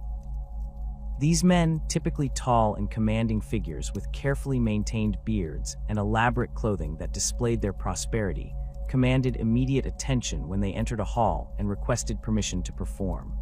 Egil Skallagrimsson, whose career spanned the late 10th and early 11th centuries, exemplified the cultural authority wielded by master skalds during the final decades of the pagan period. Standing well over 6 feet tall with massive shoulders, a prominent brow, and penetrating dark eyes, Egil possessed the physical presence expected of a Norse warrior, combined with the intellectual gifts that made him one of the most celebrated poets of his generation. His performances at the court of King Eric Bloodaxe in York drew audiences that included not only Scandinavian nobles, but also Anglo-Saxon and Irish dignitaries who recognized his reputation despite language barriers. Egil's most famous composition, The Head Ransom, demonstrated the sophisticated political and artistic functions that skaldic poetry served in Norse society. Created to save his life when captured by King Eric, the poem combined intricate technical virtuosity with subtle political commentary that praised the king's martial prowess while simultaneously asserting the poet's own dignity and worth. The work's 20 stanzas employed the complex Drottfeet meter that required precise coordination of syllable count, alliteration patterns, and internal rhymes while incorporating elaborate kennings, metaphorical compounds that replaced simple nouns with poetic circumlocutions. The technical demands of Drottfeet composition required years of training and practice that few individuals could master. Each stanza contained 8 lines with specific syllable counts and stress patterns, while the alliteration had to follow precise rules that linked certain syllables within each line. The internal rhymes, known as hendinger, created additional layers of sound patterns that enhanced the poem's memorability while demonstrating the poet's technical skill. These formal requirements ensured that skaldic verses could be transmitted accurately across generations without written texts, as any deviation from the prescribed patterns would be immediately apparent to trained listeners. The kenning system that characterized skaldic poetry served multiple functions beyond mere artistic ornamentation. These metaphorical compounds, such as whale road for sea or battle sweat for blood, required extensive knowledge of mythology, history, and cultural references to understand and appreciate fully. A single kenning might reference obscure mythological episodes, historical events, or cultural practices that connected the immediate poem to the broader corpus of Norse knowledge. This system ensured that skaldic poetry could only be fully appreciated by audiences who possessed deep cultural literacy, making the poems effective vehicles for preserving and transmitting complex cultural information. The prohibition of traditional skaldic poetry under Christian rule eliminated these sophisticated mechanisms for cultural preservation, while providing no equivalent alternatives for maintaining historical memory and cultural continuity. King Magnus the Good, ruling Norway from 1035 to 1047, issued explicit edicts forbidding the composition or performance of verses that celebrated pagan gods, referenced traditional mythology, or employed the kenning systems that had characterized classical skaldic art.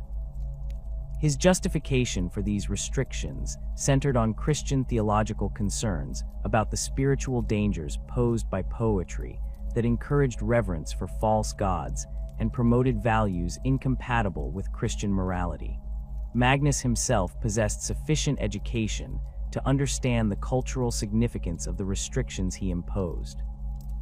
A man of medium height with carefully groomed brown hair and intelligent gray eyes, he had received instruction in both Latin literacy and traditional Norse poetry during his youth in the court of Yaroslav the Wise in Kiev. This dual education allowed him to appreciate the artistic sophistication of skaldic composition while recognizing its incompatibility with Christian cultural goals. His approach to eliminating traditional poetry demonstrated careful planning rather than simple ignorance or cultural insensitivity. The king's campaign against skaldic poetry began with restrictions on court performances that had traditionally provided the most prestigious venues for master poets. Royal halls had served as the primary centers for skaldic composition and performance, where poets competed for royal patronage, while preserving and transmitting the cultural knowledge that legitimized royal authority. Magnus prohibited performances that referenced Odin's wisdom, Thor's strength, or Freyr's fertility, effectively eliminating the mythological framework that had provided the conceptual foundation for classical skaldic art. The enforcement of these restrictions required careful monitoring of poetic content that went far beyond simple censorship of obvious pagan references. Christian authorities had to develop expertise in skaldic techniques sufficient to identify subtle mythological allusions embedded within complex kenning systems. A poem that ostensibly praised King Magnus's military victories might contain kennings that referenced Odin's ravens or Thor's hammer in ways that reinforced traditional religious concepts while appearing to comply with Christian requirements. The systematic elimination of kennings that referenced pagan mythology proved particularly devastating for skaldic composition because these metaphorical compounds had provided the basic vocabulary through which poets expressed complex ideas about warfare, leadership, nature, and human relationships.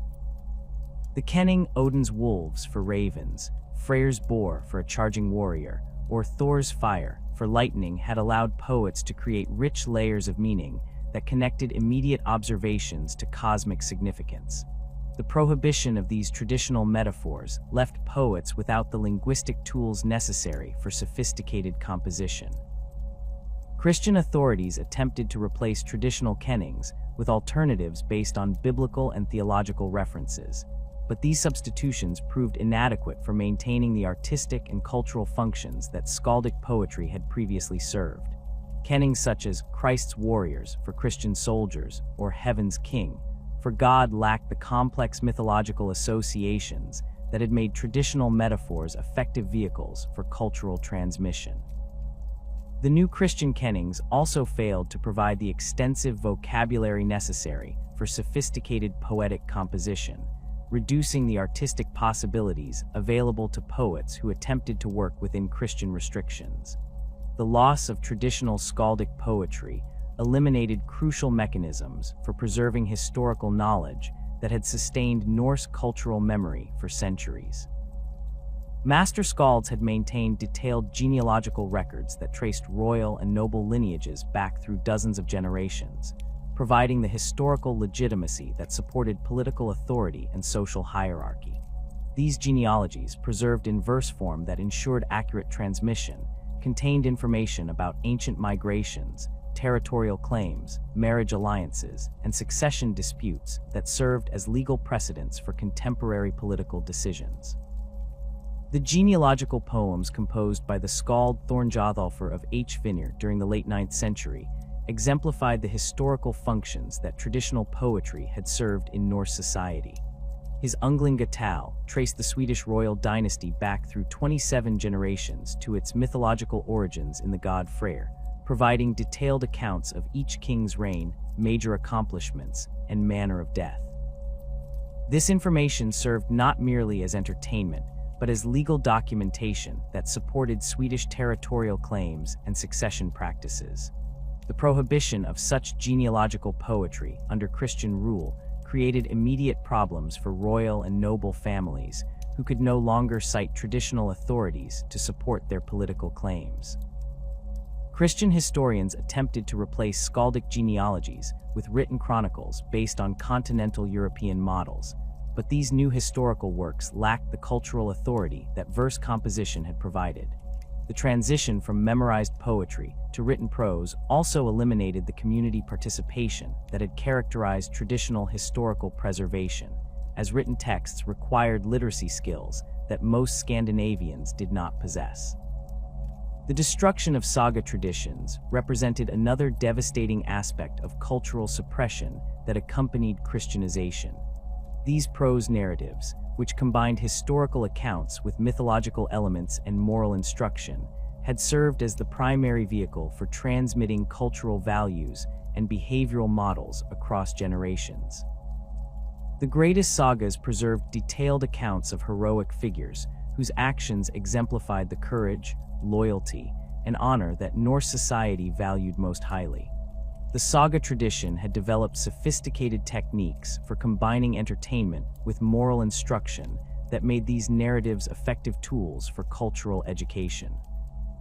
A typical saga might recount the adventures of a legendary hero, while illustrating the consequences of various moral choices and demonstrating the proper application of traditional values in challenging situations. These stories provided behavioral models for young men and women, while preserving historical knowledge about important families, political events, and cultural practices. The Valsunga saga, which recounted the adventures of the hero Sigurd and his descendants, exemplified the complex functions that traditional narratives had served in Norse culture. This epic tale combined mythological elements derived from ancient Germanic traditions with historical accounts of migration period kingdoms and moral lessons about the consequences of greed, betrayal, and revenge. The saga's detailed descriptions of heroic behavior provided models for contemporary warriors, while its tragic elements warned against the dangers of excessive ambition and family conflicts. Christian authorities viewed these traditional narratives as spiritually dangerous because they promoted values incompatible with Christian morality and encouraged reverence for pagan heroes rather than Christian saints. The saga emphasis on personal honor, violent revenge, and martial glory conflicted directly with Christian teachings about humility, forgiveness, and peaceful resolution of conflicts. The mythological elements that connected saga heroes to pagan gods were considered particularly problematic as they reinforced traditional religious concepts that Christianity sought to eliminate.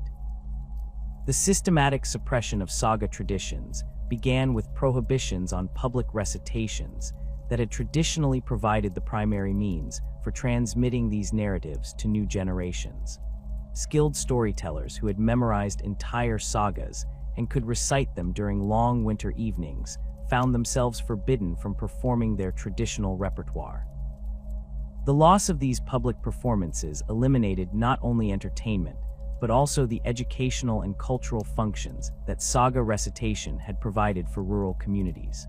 The replacement of traditional sagas with Christian hagiographies and biblical narratives failed to provide equivalent cultural satisfaction for audiences accustomed to the complex characterizations and sophisticated moral themes that had characterized Norse storytelling.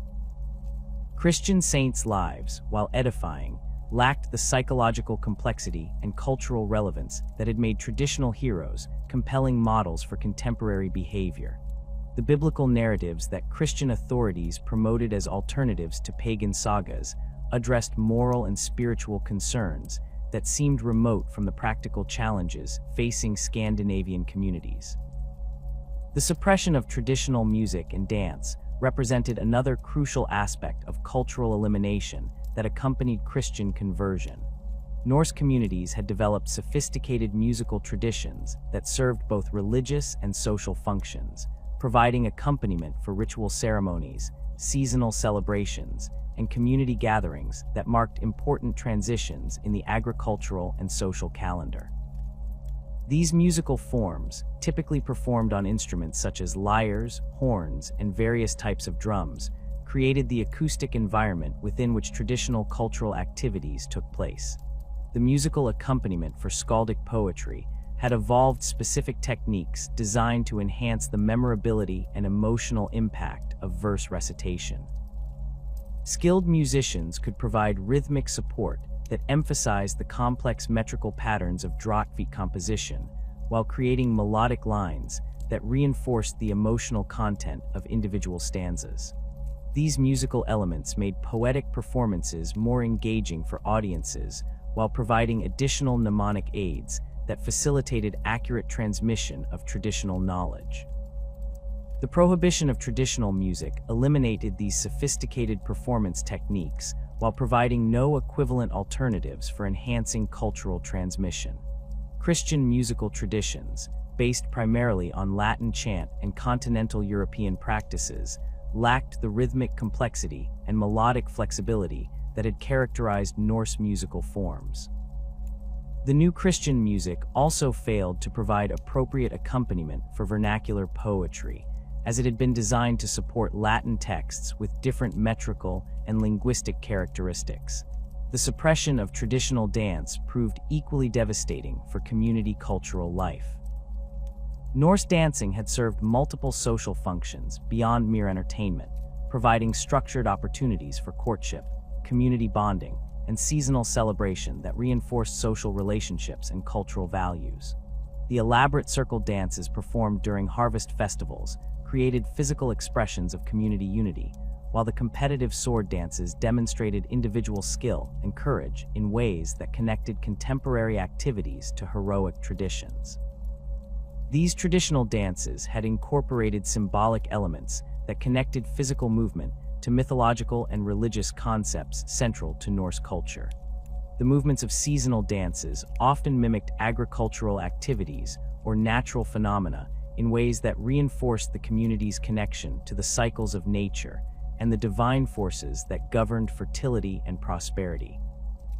The elimination of these dance traditions removed important mechanisms for cultural expression while reducing the opportunities for community participation in shared cultural activities. Christian authorities viewed traditional dancing as morally dangerous because of its associations with pagan religious ceremonies and its potential for encouraging inappropriate sexual behavior. The physical contact and emotional expression that characterized Norse dancing were considered incompatible with Christian modesty and spiritual discipline. The prohibition of traditional dance eliminated not only recreational activities, but also important social institutions that had facilitated courtship, community integration, and cultural transmission. The forced adoption of Latin literacy represented perhaps the most fundamental transformation in how cultural knowledge was preserved and transmitted throughout Scandinavian society. The introduction of Latin writing systems displaced the runic script that had served Norse communities for over 800 years, while requiring mastery of a foreign language that bore no relationship to Scandinavian linguistic traditions. This transformation eliminated traditional literacy while creating new barriers to cultural participation that excluded most community members from active involvement in knowledge preservation. The runic writing system had developed specifically to serve the needs of Norse culture, providing an efficient means for recording legal agreements, religious formulas, genealogical information, and personal communications in the vernacular languages that ordinary Scandinavians could understand. Runic inscriptions on wood, stone, and metal objects had made literacy accessible to substantial portions of the population, while preserving important cultural information in forms that could survive for generations without requiring specialized institutional support. The complexity and cultural specificity of runic writing had made it an effective vehicle for preserving traditional knowledge while excluding foreign influences that might compromise cultural integrity. The runic alphabet's association with Odin's wisdom and its integration into traditional religious practices had given literacy sacred significance that encouraged careful preservation of written materials. The system's flexibility had allowed for adaptation to different Scandinavian languages while maintaining sufficient standardization to facilitate communication across regional boundaries. The replacement of runic script with Latin writing eliminated these advantages while creating new dependencies on foreign educational institutions and religious authorities. Latin literacy required years of specialized training that was available only through Christian schools and monasteries that emphasized theological education over practical communication skills. The resulting educational system produced a small class of literate clerics who possessed exclusive access to written knowledge while excluding the broader population from meaningful participation in cultural preservation. The marginalization of vernacular languages in favor of Latin created additional barriers to cultural continuity that extended far beyond simple literacy issues. Traditional Norse cultural concepts, legal principles, and social relationships had developed within linguistic frameworks that reflected specifically Scandinavian experiences and values. The translation of these concepts into Latin often resulted in fundamental distortions that altered their meaning and significance in ways that compromised their cultural function. The legal terminology that had developed within Norse society provided precise expressions for complex social relationships and obligations that had no exact equivalents in Latin legal vocabulary. Concepts such as odal rights, thing procedures, and weregild calculations required specialized terminology that reflected specifically Scandinavian social arrangements. The translation of these concepts into Latin legal language often resulted in approximations that failed to capture the precise meaning and cultural significance of traditional practices. The elimination of vernacular literacy also disrupted traditional mechanisms for recording and preserving local knowledge that had sustained community life for generations. Farmers had used runic inscriptions to record agricultural techniques, weather patterns, and seasonal observations that guided planting and harvesting decisions.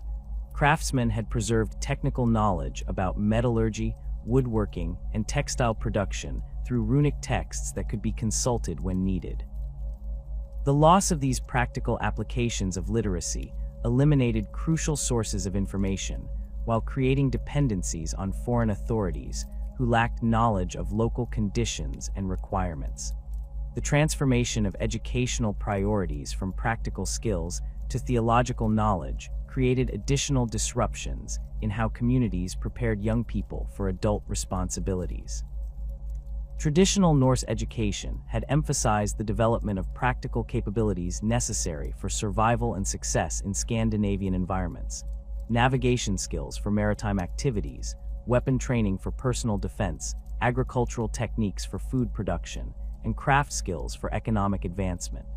These educational priorities had produced competent adults who could contribute effectively to community welfare while maintaining cultural traditions. Christian education emphasized different priorities that reflected continental European rather than Scandinavian needs and values. The new educational system prioritized Latin literacy, theological knowledge, and submission to religious authority over the practical skills that had sustained Norse communities for centuries. Young men who received Christian education often found themselves poorly prepared for the practical challenges of Scandinavian life, while possessing knowledge that had little relevance to their daily responsibilities. The concentration of educational resources in Christian institutions also created geographical barriers that limited access to learning opportunities for rural communities. Traditional Norse education had been integrated into daily life through apprenticeship systems, family instruction, and community participation that made learning accessible to all community members, regardless of their economic status or geographical location. Christian schools and monasteries, by contrast, required extended residence away from home communities and substantial financial resources that excluded most Scandinavian families from educational opportunities. The resulting educational inequality created new forms of social stratification that divided communities between a small literate elite with access to Christian education and a large illiterate majority excluded from meaningful participation in the new cultural system. This division undermined the relatively egalitarian social structures that had characterized traditional Norse society, while creating dependencies on foreign-educated authorities who possessed limited understanding of local needs and conditions.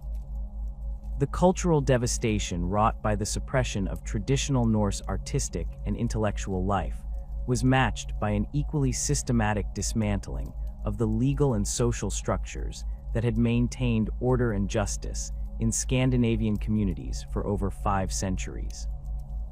The replacement of ancient Norse law codes with Christian legal principles represented far more than administrative reform. It constituted a complete transformation of how conflicts were resolved, justice was administered, and social relationships were regulated throughout the Nordic world. The traditional Norse legal system had operated on fundamentally different principles from the Christian jurisprudence that replaced it. Rather than relying on centralized royal authority or ecclesiastical interpretation of divine law, Norse communities had developed sophisticated mechanisms for collective decision-making that emphasized restoration over punishment and community participation over hierarchical judgment. The Thing assemblies that met regularly throughout Scandinavia had served as forums where free men could present grievances, negotiate settlements, and establish legal precedents through democratic deliberation rather than royal decree. These assemblies had evolved complex procedures for handling different types of disputes that reflected deep understanding of human psychology and social dynamics. Property conflicts, personal injuries, and family disagreements were addressed through different mechanisms designed to achieve outcomes that preserved community harmony while satisfying the legitimate interests of all parties involved. The emphasis on compensation rather than punishment had created incentives for peaceful resolution, while maintaining the social bonds necessary for community survival in harsh northern environments. The concept of wergild, monetary compensation for injuries or deaths, had provided the foundation for most Norse legal remedies. This system recognized that violence and conflict were inevitable aspects of human society, but sought to channel these destructive impulses into constructive outcomes that strengthened rather than weakened community bonds. When one man killed another, the victim's family could demand compensation that reflected the deceased's social status and economic value, while the perpetrator's family was obligated to provide payment that demonstrated their acceptance of responsibility and commitment to peaceful resolution. The wergild calculations had developed remarkable sophistication that took into account numerous factors affecting the severity of different offenses and the appropriate level of compensation required for restoration. The social status of both victim and perpetrator influenced payment amounts, with higher compensation required for injuries to prominent community members and reduced payments accepted for harm inflicted by individuals of lower social standing. The circumstances surrounding violent incidents also affected compensation levels, with premeditated attacks requiring higher payments than spontaneous conflicts arising from immediate provocations. King Olaf, the second Haraldsson's introduction of Christian legal codes in the 1020s, eliminated these traditional compensation mechanisms while providing no equivalent alternatives for peaceful conflict resolution. The new Christian laws emphasized punishment over restoration and royal authority over community participation in ways that fundamentally altered how justice was administered throughout Norwegian society. Rather than seeking outcomes that satisfied all parties and preserved social relationships, Christian jurisprudence focused on deterrence through punishment and submission to divine authority as interpreted by royal officials. The practical implementation of Christian legal principles created immediate problems for communities accustomed to traditional Norse procedures for dispute resolution. The prohibition of weregild payments eliminated the primary mechanism through which families had resolved conflicts without resorting to prolonged feuds that could devastate entire communities.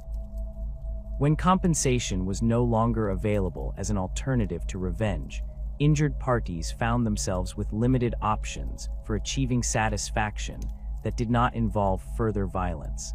The case of the Sigurdsson family feud in Hordaland illustrates the devastating consequences of eliminating traditional compensation mechanisms. In 1031, Thorstein Sigurdsson was killed during a dispute over grazing rights by Bjorn Eriksson, a member of a neighboring family with whom the Sigurdssons had maintained generally peaceful relationships for over 2 generations. Under traditional Norse law, this incident would have been resolved through Thing assembly deliberations that established appropriate weregild payments while addressing the underlying property dispute that had triggered the violence. King Olaf's new Christian legal code prohibited weregild payments as pagan practices incompatible with divine justice, instead requiring that Bjorn face royal punishment for his crime. The king's officials arrested Bjorn and imposed a fine payable to the royal treasury rather than to the victim's family, while the original property dispute remained unresolved through any legal mechanism. This outcome satisfied neither family's sense of justice, while creating resentment against royal authority that had interfered with traditional resolution procedures. The Sigurdsson family's frustration with the inadequate royal response led them to pursue traditional revenge against Bjorn's relatives, initiating a cycle of violence that the weregild system had been specifically designed to prevent. Within 3 years, the feud had claimed 6 additional lives and destroyed the economic foundations of both families, as their resources were diverted from productive activities to support ongoing conflict.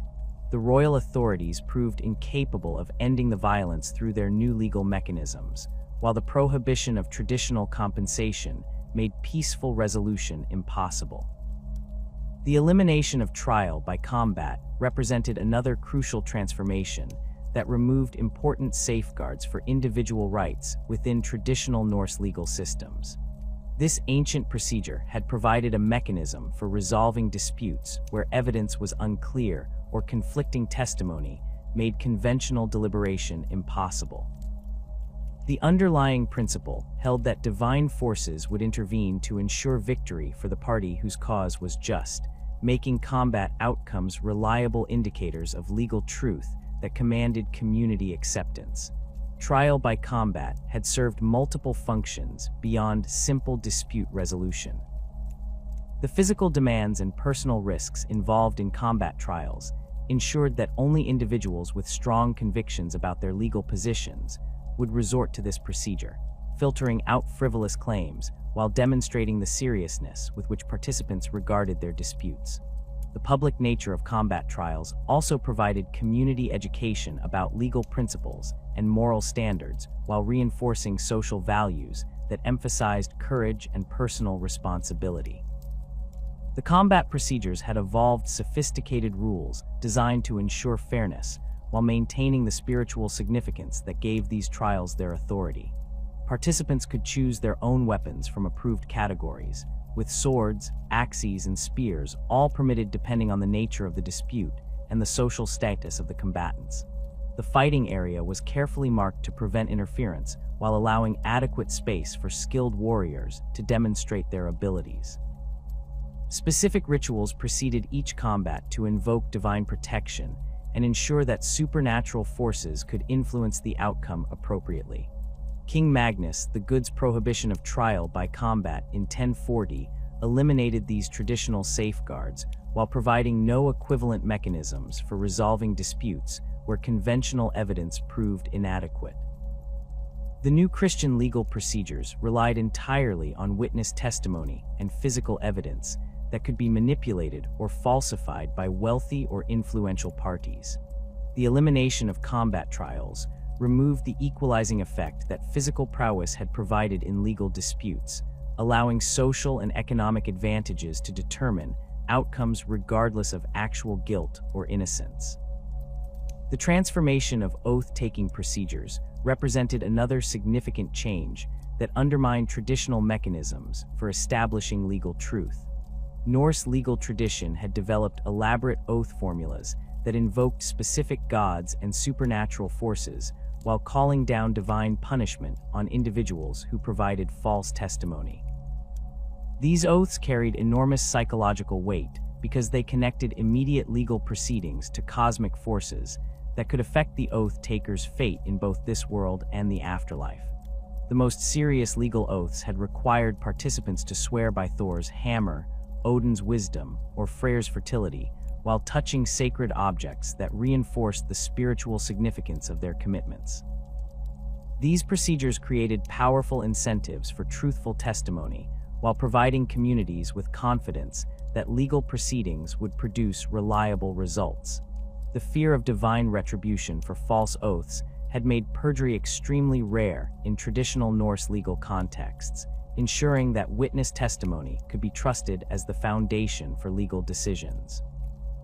Christian legal procedures replaced these traditional oath formulas with alternatives that lacked equivalent psychological impact for recently converted populations. Swearing by Christ or Christian saints carried little emotional weight for individuals who had been raised to revere Thor and Odin, while the unfamiliar Christian concepts of divine judgment seemed remote and abstract compared to the immediate supernatural presence that traditional oaths had invoked. The result was a significant increase in false testimony that undermined the reliability of legal proceedings while reducing community confidence in judicial outcomes. The introduction of written legal codes represented a fundamental transformation in how legal knowledge was preserved and transmitted throughout Scandinavian society. Traditional Norse law had been maintained through oral tradition by specialized law speakers who possessed encyclopedic knowledge of legal precedents, procedural requirements, and customary practices that had developed over centuries. These individuals served as living repositories of legal wisdom, whose authority derived from their demonstrated mastery of traditional knowledge rather than appointment by political authorities. The law speaker system had inherently democratic characteristics that ensured community participation in legal development and implementation. These specialists were typically chosen by Thing assemblies based on their knowledge and judgment rather than their political connections, and their authority depended on maintaining the respect and confidence of the communities they served. The oral nature of legal tradition also ensured that law remained accessible to ordinary community members who could understand and participate in legal proceedings without requiring specialized literacy skills. The replacement of oral legal tradition with written Christian codes eliminated these democratic elements while creating new barriers to legal participation. The new laws were recorded in Latin, using continental European legal terminology that bore little relationship to traditional Norse concepts of justice and social obligation. The interpretation and application of these written codes required literacy skills and theological knowledge that were available only to Christian clerics and foreign-educated administrators who lacked deep understanding of Scandinavian social conditions. The content of Christian legal codes reflected moral and theological principles that often conflicted directly with traditional Norse values and social arrangements. Where traditional law had recognized the right of individuals to defend their honor through violence when necessary, Christian law prohibited private combat as sinful rebellion against divine authority. The practice of revenge, which had served as a crucial mechanism for maintaining social order in societies lacking centralized law enforcement, was declared incompatible with Christian forgiveness and submission to God's will. The transformation of marriage laws represented one of the most intrusive aspects of Christian legal reform, fundamentally altering family structures and gender relationships that had evolved over centuries to serve Scandinavian social needs. Traditional Norse marriage practices had recognized multiple forms of legitimate union that provided flexibility for different economic and social circumstances, while ensuring that children received appropriate support and inheritance rights regardless of their parents' specific marital arrangements. The institution of concubinage had played a particularly important role in traditional Norse society by providing legitimate relationships for men who possessed sufficient resources to support multiple households, while offering economic security for women who might otherwise lack male protection. These arrangements had been governed by detailed legal requirements that specified the rights and obligations of all parties, while ensuring that children born from such unions received recognition and inheritance rights appropriate to their father's social status. Wealthy jarls and successful merchants had typically maintained both primary wives and recognized concubines, whose children enjoyed different but legitimate claims to family resources and social position.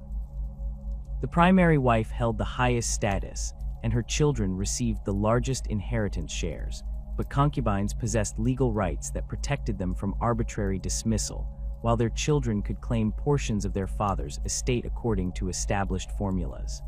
These arrangements had provided social stability by ensuring that successful men could form multiple family alliances while guaranteeing support for all their offspring. Christian marriage law prohibited these traditional arrangements as sinful violations of divine commandments regarding monogamy and sexual purity. The new legal codes recognized only formal Christian marriage as legitimate, while declaring all other sexual relationships adulterous regardless of their traditional legal status. This transformation immediately rendered thousands of established family relationships illegal, while eliminating the inheritance rights of children whose parents had not undergone Christian marriage ceremonies. The practical implementation of Christian marriage requirements created enormous hardship for families that had organized their economic and social arrangements according to traditional patterns. Men who had maintained multiple legitimate households found themselves forced to choose single wives while abandoning their other partners and children to legal limbo. Women who had enjoyed security as recognized concubines discovered that their relationships no longer provided legal protection, while their children lost their inheritance rights and social status. The case of Jarl Håkon Eriksson of Lade illustrates the devastating personal consequences of these legal changes.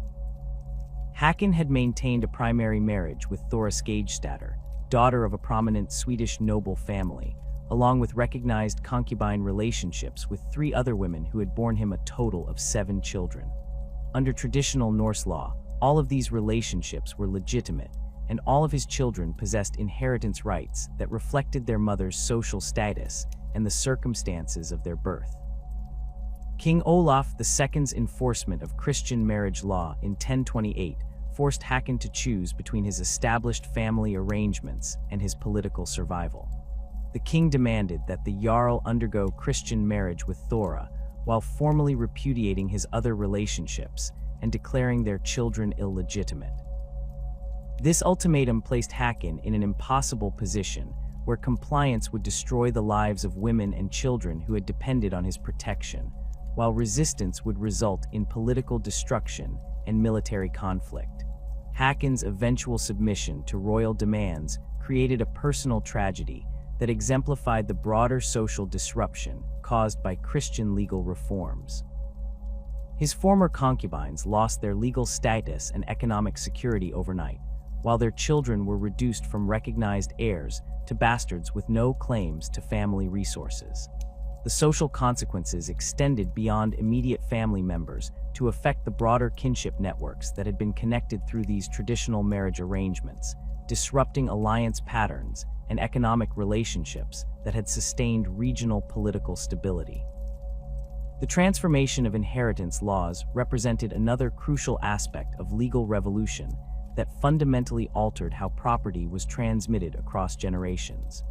Traditional Norse inheritance practices had recognized complex systems of family rights that balanced individual ownership with collective obligations, while ensuring that family resources remained available to support extended kinship networks during times of crisis. The odal system had provided hereditary land rights that could not be alienated from family control, while allowing for flexible arrangements regarding use and management that adapted to changing circumstances. These traditional inheritance patterns had recognized the claims of multiple family members, while preventing the concentration of resources in single hands that might threaten community stability. Sons typically received the largest inheritance shares, but daughters, illegitimate children, and other relatives possessed recognized rights that ensured their basic support while maintaining family solidarity. The system also included provisions for collective family decision-making regarding major property transactions that might affect the interests of multiple generations. Christian inheritance law introduced entirely different principles based on individual ownership and patriarchal authority that eliminated many traditional protections for family members. The new legal codes concentrated inheritance rights in legitimate male heirs while reducing the claims of women, younger sons, and extended family members who had previously enjoyed recognized shares of family resources. These changes reflected continental European feudal practices that emphasized hierarchical authority over collective family welfare. The practical implementation of Christian inheritance law created immediate conflicts with established property arrangements throughout Scandinavian society. Families that had operated according to traditional odal principles for generations suddenly found their land tenure subject to challenge by individuals who claimed superior rights under the new legal system. The resolution of these disputes typically favored claimants who understood Christian legal procedures over traditional landholders who relied on customary law and oral tradition to establish their rights. The transformation of women's legal status represented perhaps the most dramatic aspect of social revolution that accompanied Christian legal reform.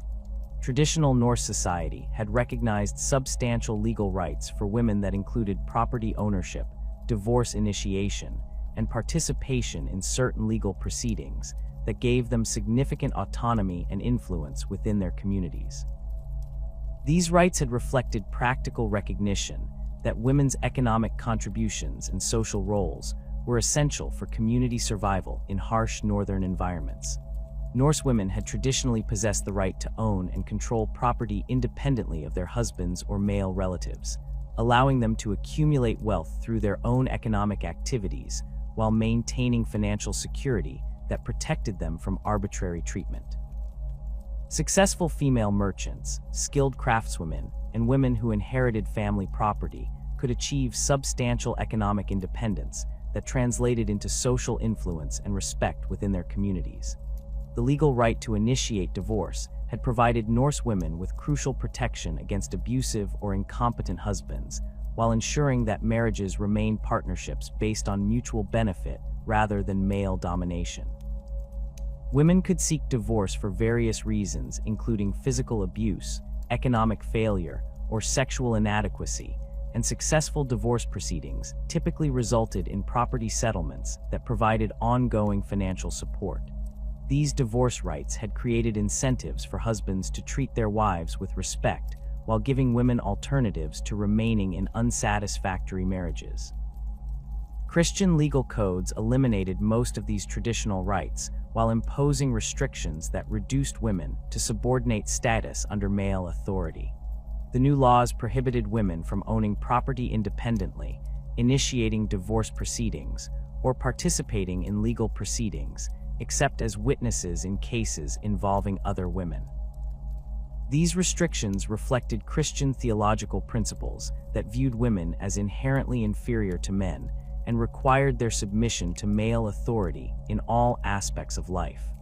The elimination of women's property rights had immediate economic consequences that reduced their ability to support themselves and their children independently. Women who had accumulated wealth through trading activities, craft production, or inheritance found their assets subject to control by their husbands or male relatives under the new legal system. This transformation eliminated important sources of economic security while creating new forms of dependence that left women vulnerable to exploitation and abuse. The prohibition of female-initiated divorce created particular hardship for women trapped in abusive or dysfunctional marriages. Traditional Norse divorce procedures had provided legal mechanisms for women to escape harmful situations while obtaining financial support for themselves and their children. Christian marriage law declared such unions indissoluble, except under very limited circumstances that typically required male consent or ecclesiastical approval that was rarely granted to women seeking relief from domestic problems. The restriction of women's legal participation eliminated important voices from community decision-making processes that had previously benefited from female perspectives and expertise. Norse women had traditionally served as witnesses in legal proceedings involving domestic disputes, property transactions, and family conflicts, where their knowledge and judgment were considered essential for reaching appropriate decisions. The exclusion of women from these roles reduced the quality of legal deliberations, while eliminating traditional sources of female influence within community governance. The transformation of child custody and protection laws represented another significant change that altered fundamental family relationships throughout Scandinavian society. Traditional Norse law had recognized the rights and obligations of extended family networks in protecting children whose parents were unable to provide adequate care, creating community-based support systems that ensured child welfare while maintaining family connections across multiple generations. These traditional protection systems had operated through kinship networks that shared responsibility for child rearing while providing multiple sources of support and guidance for young people. When parents died or became incapacitated, children typically remained within extended family structures that maintained their social identity and inheritance rights, while ensuring their physical and emotional needs were met. The system also provided protection for children whose parents were abusive or neglectful, allowing relatives to intervene when necessary to ensure appropriate care. Christian family law introduced different principles that concentrated parental authority in individual households while reducing the traditional rights of extended family members to participate in child protection. The new legal codes emphasized paternal authority over collective family responsibility, while limiting the circumstances under which relatives could intervene in family situations. These changes reflected Christian theological concepts about family hierarchy and parental rights that differed significantly from traditional Norse approaches to child welfare. The practical consequences of these legal changes became evident in cases where traditional family protection systems might have prevented child abuse or neglect. The reduction of extended family rights eliminated important safeguards that had allowed relatives to remove children from harmful situations, while the emphasis on paternal authority made it more difficult for communities to address domestic problems that threatened child welfare. The transformation of legal procedures for handling violent crimes represented another crucial change that eliminated traditional mechanisms for preventing and resolving conflicts within Scandinavian communities. Norse legal tradition had developed sophisticated approaches to violence that distinguished between different types of aggressive behavior, while providing appropriate remedies that addressed both immediate harm and underlying social tensions that might generate future conflicts. The concept of nith, actions that violated fundamental social norms and threatened community stability, had provided a framework for identifying and addressing the most serious forms of antisocial behavior. Crimes involving treachery, cowardice, or sexual deviance were considered nith and subject to severe social sanctions that could include outlawry and exile from the community. These procedures had served to protect community welfare while providing clear behavioral standards that reinforced essential social values. Christian legal codes replaced these traditional crime categories with alternatives based on theological concepts of sin and divine law that often failed to address the practical social concerns that had motivated traditional legal procedures. The new laws emphasized spiritual rather than social consequences for criminal behavior, while reducing the community's role in determining appropriate responses to antisocial conduct.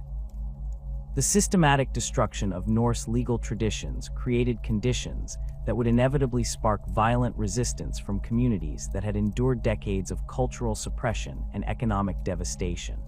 By the 1070s, the accumulated grievances of dispossessed nobles, impoverished farmers, and displaced craftsmen had reached a breaking point that would manifest in desperate attempts to restore traditional ways of life.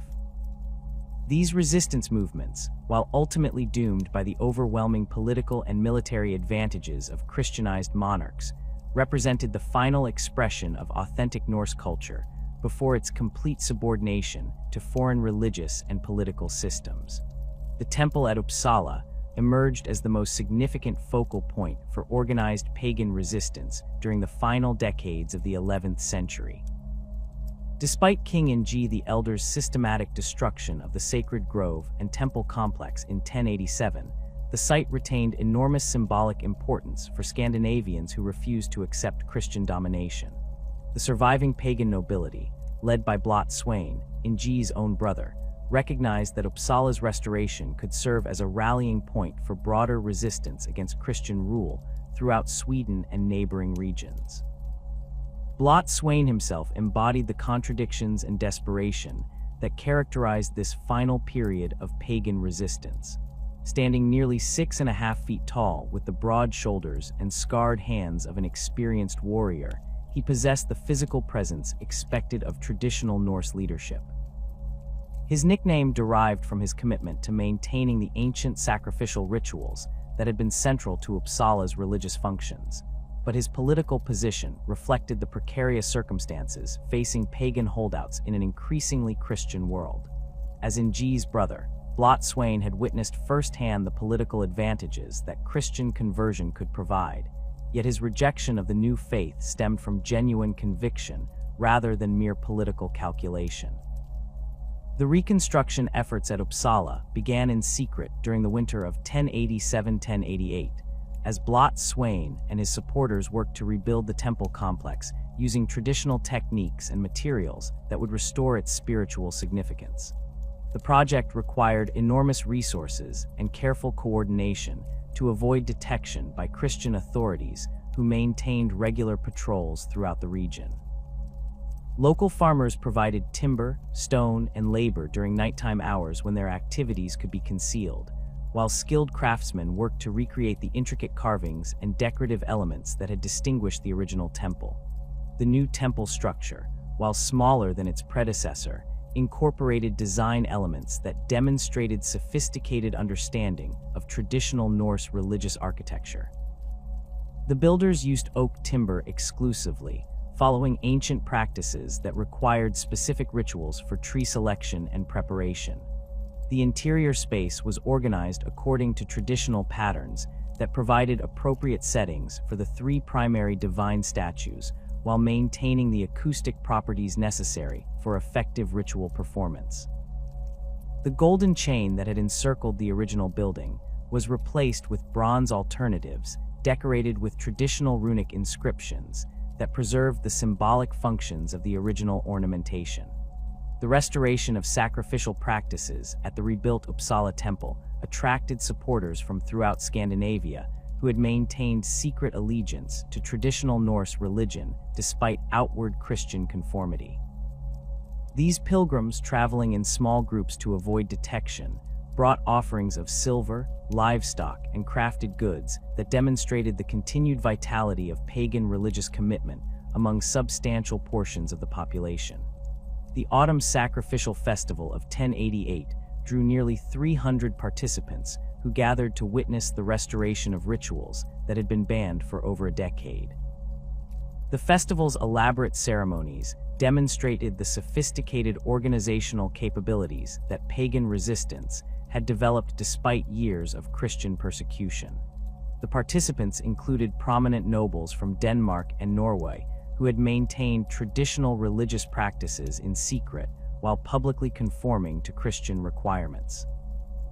The presence of these influential figures indicated that pagan resistance possessed significant political and economic resources that could potentially challenge Christian dominance if properly coordinated and directed.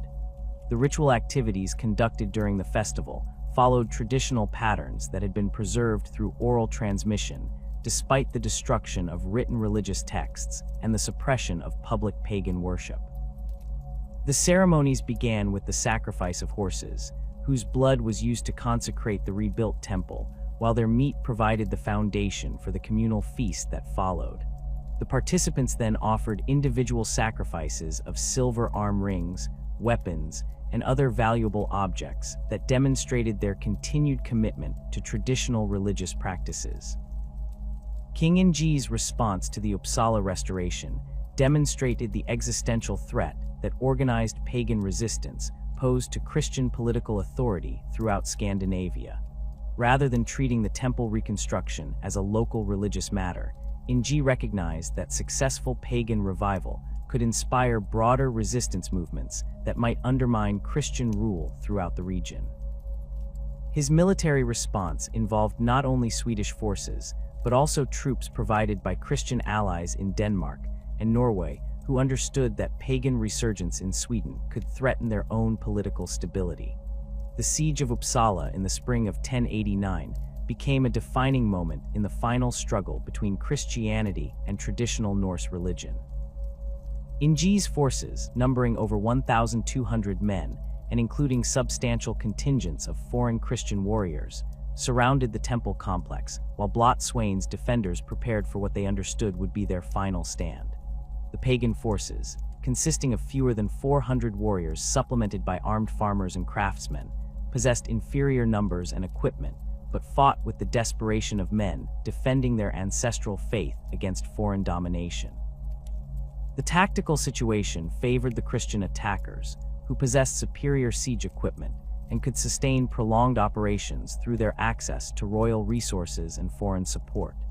Inji's forces included experienced engineers who had learned continental siege techniques during campaigns in the Holy Roman Empire, while their equipment included catapults and other mechanical devices that had not been widely used in traditional Scandinavian warfare. The Christian army's logistical advantages allowed them to maintain effective blockade of the temple complex, while preventing the arrival of reinforcements or supplies that might have sustained pagan resistance. The defenders' strategy relied primarily on their knowledge of local terrain and their commitment to traditional warrior values that emphasized individual heroism over tactical coordination. Blotswain's men conducted nighttime raids against Christian positions while using their familiarity with forest paths and hidden approaches to disrupt siege operations. These guerrilla tactics proved temporarily effective in delaying Christian assault preparations, but they could not overcome the fundamental disadvantages in numbers and resources that doomed pagan resistance from the beginning. The final assault on the temple complex occurred after 6 weeks of siege operations that had reduced the defenders to fewer than 200 effective fighters. King Inji personally led the attack, recognizing that his presence would provide symbolic significance that demonstrated royal commitment to eliminating pagan resistance. The battle lasted from dawn until midday, with fierce hand-to-hand combat occurring throughout the temple grounds as Christian forces systematically overwhelmed defensive positions. Blotswain's death during the final phase of the assault eliminated the most prominent leader of organized pagan resistance, while providing Christian propagandists with powerful symbolic victory over traditional Norse religion. The pagan leader fell while defending the temple's main altar, his body pierced by multiple spear wounds that testified to his refusal to surrender despite hopeless odds. His final stand, witnessed by both Christian and pagan combatants, became legendary among resistance sympathizers who viewed his sacrifice as embodying the heroic values that Christianity sought to eliminate. The systematic destruction that followed the temple's capture exceeded even the thoroughness of the original demolition in 1087. King Inji ordered his men to dismantle every structure within the complex, while ensuring that no stone or timber could be recovered for future religious use. The sacred grove's remaining trees were cut down and burned, while the site itself was consecrated as Christian ground through elaborate ceremonies designed to eliminate any residual pagan spiritual significance. the brutal treatment of captured pagan defenders served as a warning to potential resistance sympathizers throughout Scandinavia. Rather than offering terms for surrender or following traditional Norse practices regarding prisoner treatment, Christian forces executed most of the surviving defenders while enslaving others for transport to foreign Christian kingdoms. These harsh measures reflected the existential nature of the conflict from the Christian perspective, as any mercy shown to pagan resistance might encourage future uprisings that could threaten the entire Christian political order. The suppression of Uppsala marked the beginning of intensified persecution campaigns against pagan holdouts throughout Sweden and neighboring regions. King Inge's forces conducted systematic searches for hidden pagan shrines and ritual sites while offering substantial rewards for information about individuals who maintained traditional religious practices. These operations resulted in the discovery and destruction of dozens of smaller sacred sites that had continued to serve local communities despite official Christian prohibition. The persecution extended beyond religious sites to target individuals suspected of maintaining pagan beliefs or practices. Christian authorities developed sophisticated interrogation techniques designed to identify secret pagans among populations that had outwardly converted to Christianity.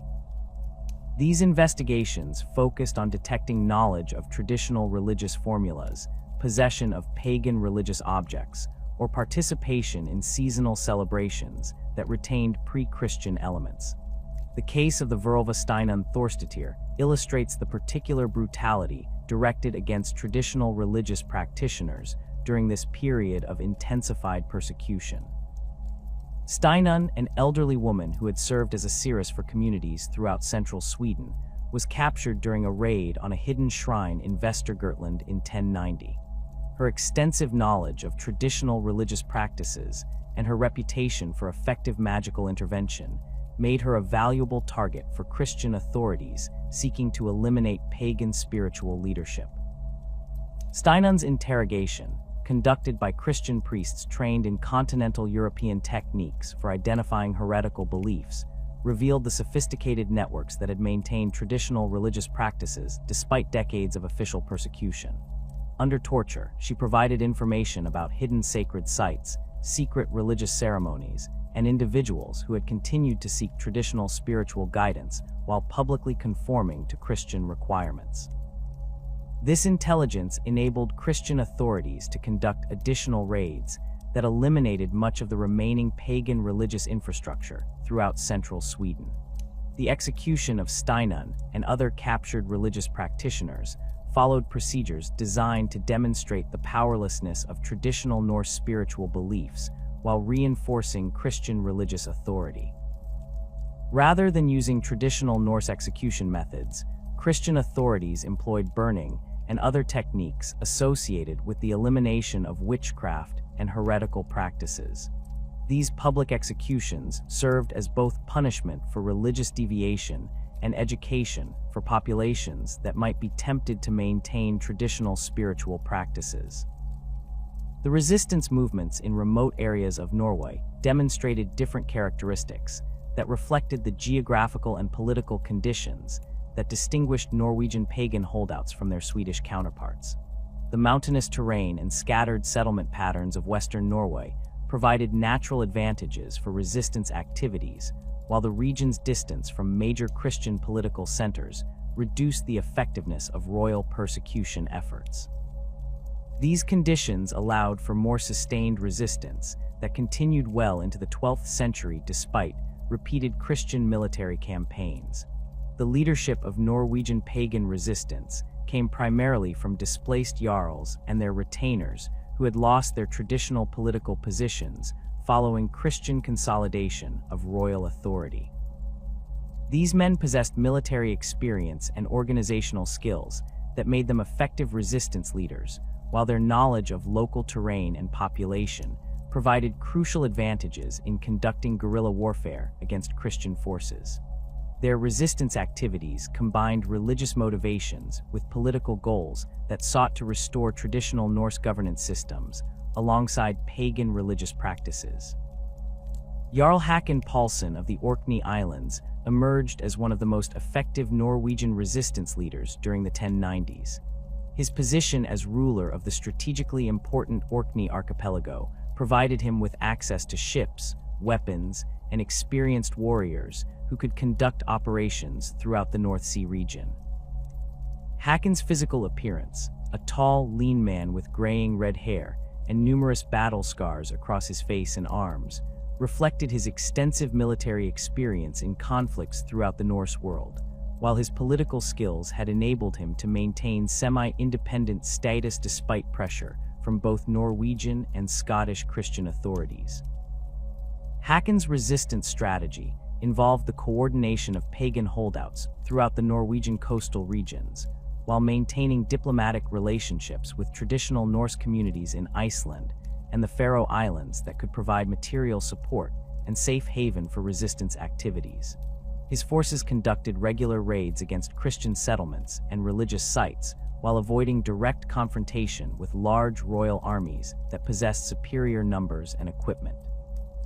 These tactics proved effective in maintaining resistance activities over extended periods, while demonstrating the continued vitality of traditional Norse military capabilities. The naval advantages that Håkon's forces possessed through their control of traditional longship technology enabled them to conduct operations throughout the North Sea and Baltic regions that Christian authorities found difficult to counter effectively. The resistance fleet, consisting of over 30 vessels ranging from small coastal raiders to large ocean-going warships, could strike at Christian targets throughout Scandinavia while retreating to island bases that were difficult for land-based Christian forces to assault successfully. The coordination between Norwegian resistance forces and pagan communities in Iceland represented a crucial element in maintaining traditional Norse culture during this period of intense Christian persecution. Icelandic communities, while officially Christian after their conversion in 1000, had maintained many traditional practices and retained extensive knowledge of Norse mythology, legal traditions, and cultural customs that had been suppressed elsewhere in Scandinavia. The island's isolation and political independence provided relative safety for individuals and materials that preserved traditional Norse culture.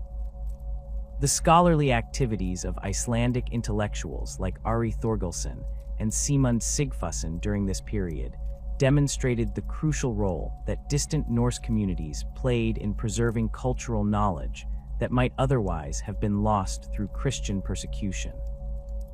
These men, while nominally Christian, possessed extensive knowledge of traditional Norse history, mythology, and legal traditions that they preserved through written works that combined Christian acceptable formats with traditional Norse content. Their scholarship provided crucial documentation of traditional culture while maintaining intellectual connections with resistance movements throughout Scandinavia. The material support that Icelandic communities provided to Norwegian resistance forces included not only supplies and equipment, but also skilled personnel who possessed traditional knowledge and capabilities that had been eliminated elsewhere through Christian persecution. Experienced navigators, weaponsmiths, and religious practitioners from Iceland served with resistance forces while providing expertise that enabled continued operation of traditional Norse military and cultural systems. The Faroe Islands served similar functions as a preserve for traditional Norse culture, while providing strategic bases for resistance activities throughout the North Atlantic region.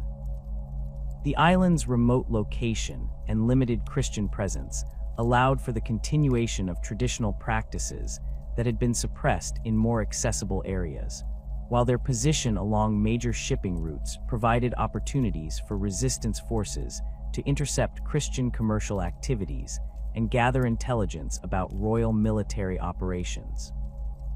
The resistance activities conducted from Faroese bases included regular raids against Christian settlements in the Shetland and Orkney Islands, while maintaining communication networks that connected Norwegian resistance forces with sympathetic communities throughout the Norse world. These operations demonstrated the international character of pagan resistance, while illustrating the continued effectiveness of traditional Norse maritime capabilities against Christian opponents who lacked equivalent naval expertise. King Magnus Barefoot of Norway, who ruled from 1093 to 1103, recognized that the elimination of organized pagan resistance required more systematic approaches than the sporadic military campaigns that his predecessors had employed. His strategy involved the establishment of permanent Christian military bases in regions that had previously provided sanctuary for resistance activities, while implementing comprehensive administrative systems that could monitor and control population movements throughout the kingdom. Magnus himself embodied the new type of Christian monarch who combined traditional Norse military capabilities with continental European political techniques and religious commitment. Standing over 6 feet tall with muscular build and carefully maintained brown beard, he possessed the physical presence expected of traditional Norse kingship, while his education in Christian courts had provided him with sophisticated understanding of European political and military systems. His nickname Barefoot derived from his adoption of Scottish Highland dress during campaigns in the Hebrides, demonstrating his adaptability to different cultural environments while maintaining his core Christian identity. The king's military campaigns against Norwegian resistance strongholds involved the systematic use of siege warfare techniques that had proven effective against fortified positions throughout Europe. His forces included substantial numbers of foreign Christian warriors who possessed experience with continental siege equipment and tactics, while his logistical capabilities enabled sustained operations in remote regions that had previously been inaccessible to royal armies. These technical advantages allowed Christian forces to assault island and mountain strongholds that had previously provided effective sanctuary for resistance activities. The capture of Håkon Pálsson's primary base in the Orkney Islands during 1098 eliminated the most effective center of Norwegian pagan resistance, while demonstrating the futility of continued opposition to Christian political authority. The siege operations required 6 months of sustained effort and involved coordination between Norwegian, Scottish, and English Christian forces that illustrated the international cooperation available to support Christian expansion. The fall of the Orkney stronghold effectively ended organized pagan resistance in the Norwegian region, while forcing surviving resistance leaders to seek refuge in even more remote areas where their activities could have minimal political impact. The brutal suppression of resistance activities was accompanied by systematic efforts to eliminate the cultural foundations that might support future pagan revival. Christian authorities conducted comprehensive campaigns to destroy traditional religious objects, written materials, and cultural artifacts that could preserve knowledge of pre-Christian practices and beliefs. These operations involved house-to-house searches in suspected pagan communities, while offering substantial rewards for information about hidden cultural materials. The destruction of family heirlooms and traditional craft objects represented a particularly devastating aspect of cultural suppression that eliminated tangible connections to pre-Christian heritage. Ancient weapons, jewelry, religious artifacts, and household items that had been passed down through generations were systematically confiscated and destroyed to prevent their use in maintaining traditional cultural identity. The loss of these objects eliminated not only material wealth, but also the physical symbols that had connected families and communities to their ancestral heritage. The persecution of traditional craftsmen who possessed knowledge of pre-Christian artistic techniques ensured that cultural suppression would have lasting effects that extended far beyond immediate political objectives. Master smiths, woodworkers, textile producers, and other artisans who had maintained traditional techniques and artistic styles found themselves unable to practice their trades without facing accusations of maintaining pagan cultural practices.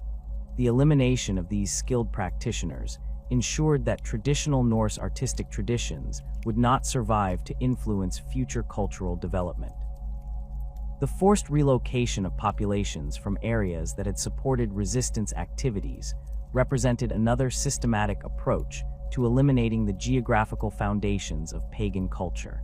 Christian authorities identified communities and regions where traditional practices had persisted despite official prohibition, and implemented programs to disperse these populations throughout areas where Christian cultural dominance was firmly established. These relocations eliminated the concentrated traditional communities that had provided mutual support for resistance activities, while placing former resistance sympathizers under direct Christian supervision.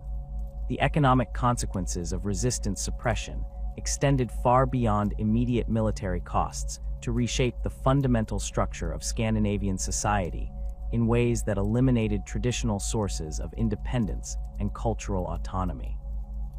The confiscation of properties belonging to resistance participants provided Christian authorities with substantial resources, while eliminating the economic foundations that had supported traditional cultural practices. The redistribution of confiscated lands to loyal Christian supporters ensured that future economic development would serve Christian rather than traditional Norse interests. The systematic elimination of traditional trading networks that had connected Scandinavian communities with distant Norse settlements represented another crucial aspect of cultural suppression that isolated remaining pagan communities from sources of material and intellectual support. Christian authorities identified and disrupted commercial relationships that might facilitate communication between resistance sympathizers, while implementing new trading regulations that favored Christian merchants over traditional Norse commercial networks. The gradual retreat of Norse traditions to the most remote and inaccessible areas of Scandinavia marked the final phase of organized resistance to Christian cultural domination. Rural communities in northern Sweden, western Norway, and isolated island settlements maintained traditional practices long after organized political resistance had been eliminated, but their activities posed no significant threat to Christian political authority. These cultural holdouts preserved fragments of traditional knowledge and practice that would eventually contribute to scholarly reconstruction of Norse culture, but their immediate impact on contemporary political and social development remained minimal.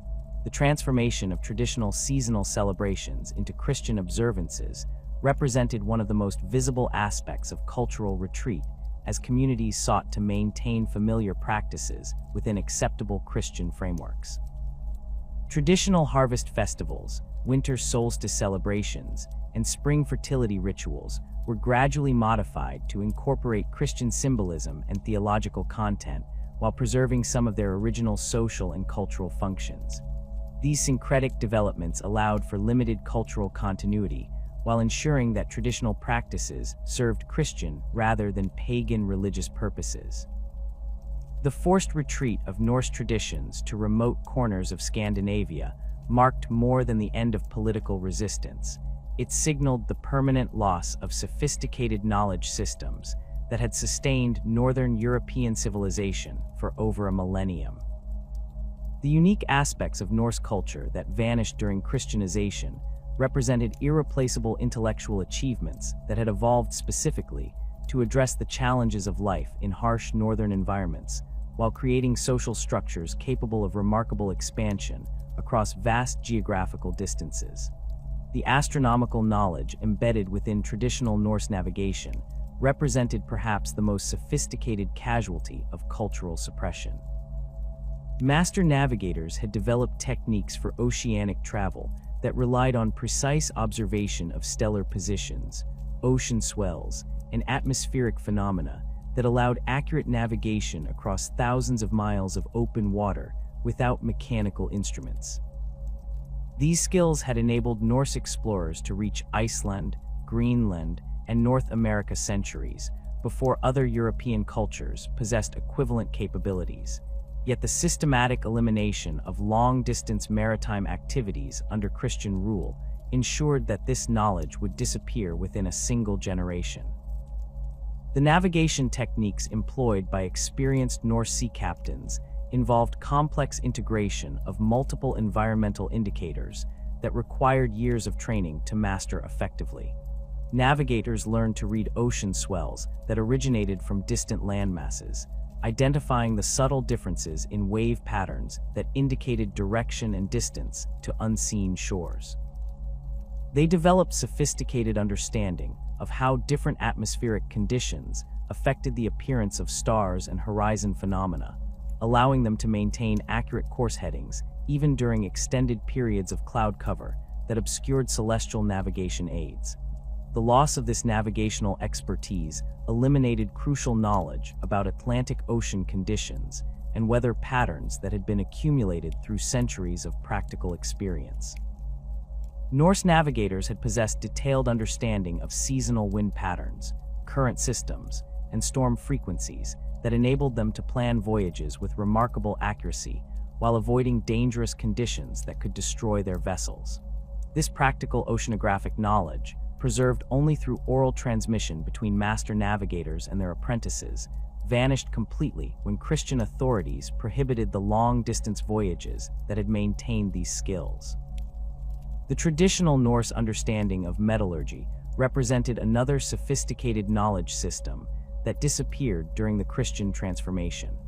Master smiths had developed techniques for producing superior steel weapons and tools that combined practical metallurgical knowledge with spiritual practices believed to enhance the quality and effectiveness of finished products. These techniques involved complex understanding of carbon content, heat treatment, and alloy composition that produced weapons renowned throughout medieval Europe for their sharpness, durability, and flexibility. The spiritual dimensions of Norse metallurgy had been integrated with practical techniques in ways that reflected sophisticated understanding of psychological and social factors affecting craftwork quality. The rituals and ceremonies associated with weapon production served not only religious functions, but also practical purposes that ensured careful attention to technical details, while maintaining the cultural significance that made superior weapons objects of reverence rather than mere tools. The elimination of these spiritual practices under Christian rule reduced metallurgy to purely technical activities that lacked the cultural context necessary for maintaining traditional quality standards.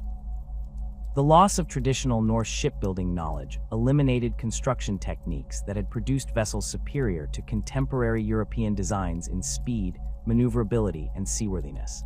The distinctive characteristics of longships, their shallow draft, flexible construction, and efficient sail configurations, had resulted from centuries of technical development that optimized vessel performance for specific Northern European conditions.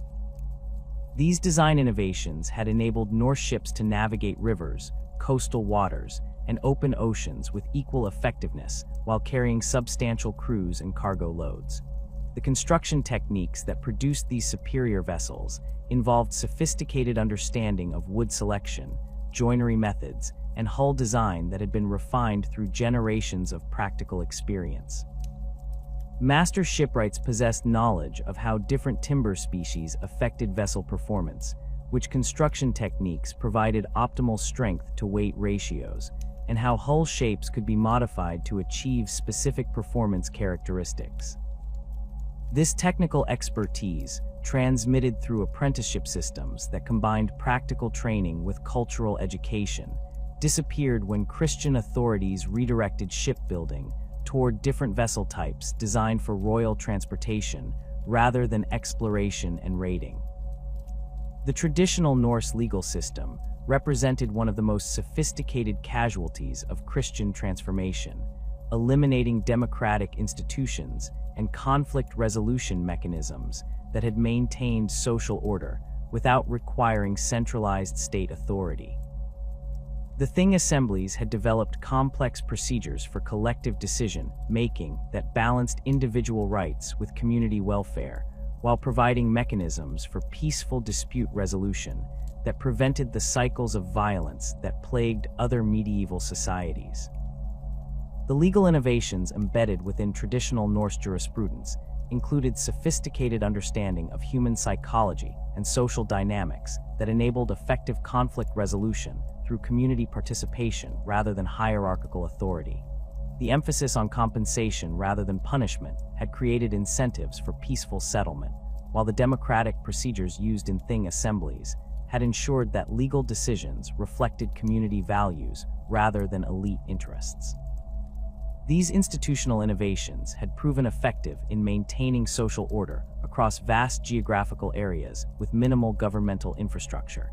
Yet their replacement with Christian legal systems eliminated these democratic elements while concentrating authority in royal and ecclesiastical hands. The loss of traditional Norse agricultural knowledge eliminated farming techniques that had been specifically adapted to Northern European conditions through centuries of practical experimentation. Norse farmers had developed sophisticated crop rotation systems, soil management practices, and livestock breeding techniques that maximized agricultural productivity in challenging climates while maintaining long-term soil fertility.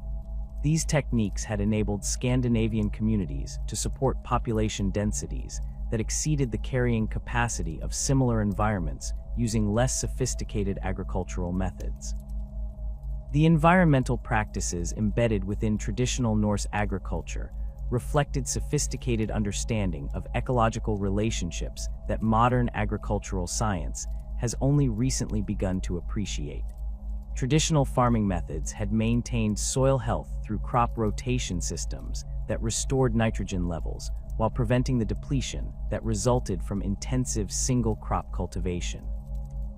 Livestock management practices had integrated animal husbandry with crop production in ways that maximized the efficiency of both activities, while maintaining the environmental balance necessary for sustainable long-term production. The elimination of these traditional agricultural practices under Christian rule resulted from the imposition of continental European farming methods that proved poorly adapted to Scandinavian environmental conditions. The new Christian landlords who received confiscated Norse properties typically lacked knowledge of local agricultural conditions, while their demands for increased production to support royal taxation encouraged intensive cultivation practices that depleted soil fertility. The resulting agricultural decline contributed to rural poverty and social instability that persisted for generations after the initial Christian conquest. The traditional Norse understanding of Northern European ecology represented another sophisticated knowledge system that disappeared during Christian transformation. Norse communities had developed detailed understanding of forest management, wildlife behavior, and seasonal environmental changes that enabled sustainable use of natural resources while maintaining the ecological balance necessary for long-term survival. This environmental knowledge had been integrated with religious beliefs that emphasized human responsibility for maintaining harmonious relationships with natural forces. The ecological practices that characterized traditional Norse society included sophisticated forest management techniques that maintained timber supplies while preserving wildlife habitat and preventing soil erosion.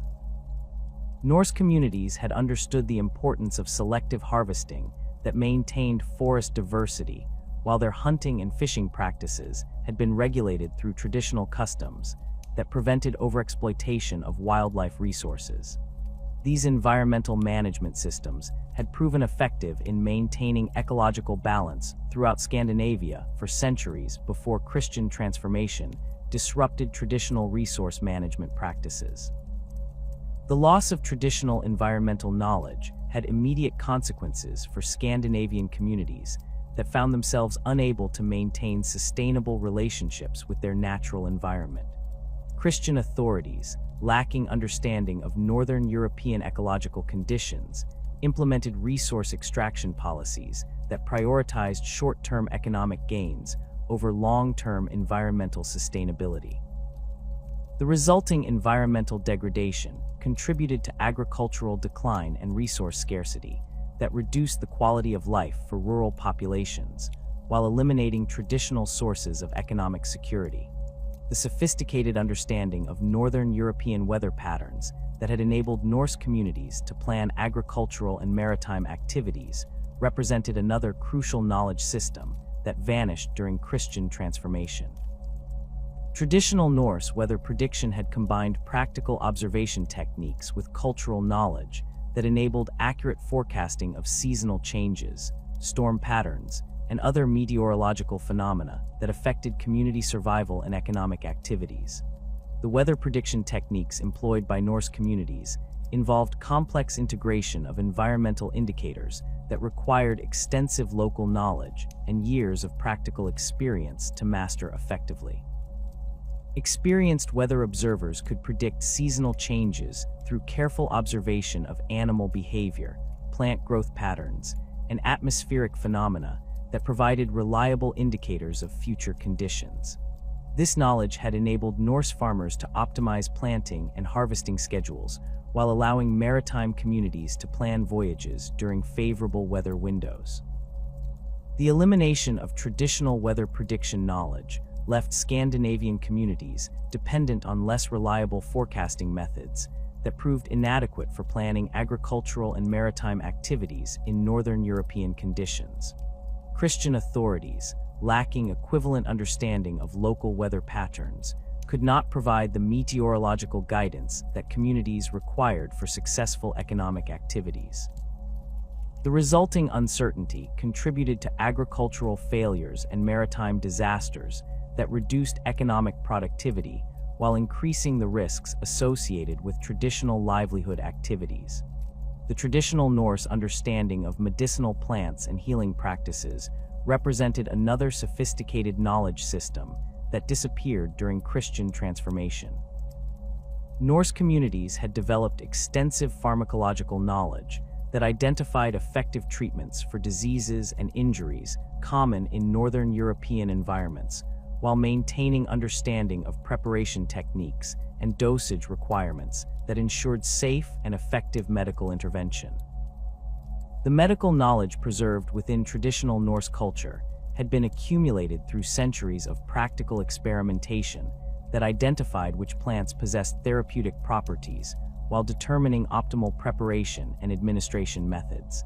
This pharmacological knowledge had been integrated with spiritual practices that addressed the psychological dimensions of illness while providing community support systems that enhanced the effectiveness of medical treatment.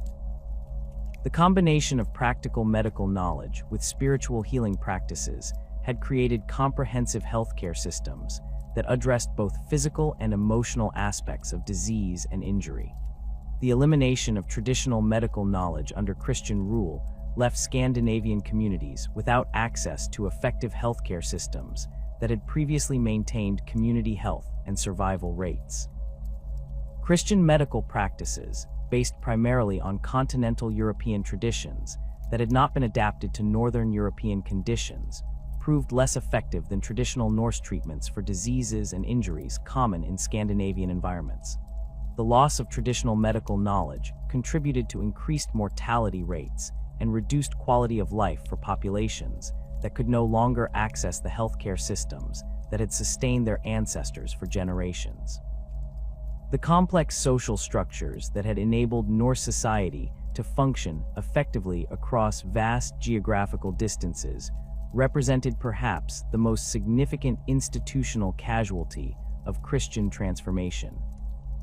The kinship networks, alliance systems, and reciprocal obligation patterns that had maintained social cohesion throughout the Norse world had evolved sophisticated mechanisms for coordinating collective activities while providing mutual support systems that ensured community survival during crises. The social innovations embedded within traditional Norse society included sophisticated understanding of how to maintain group loyalty and cooperation across extended geographical distances without requiring centralized governmental authority.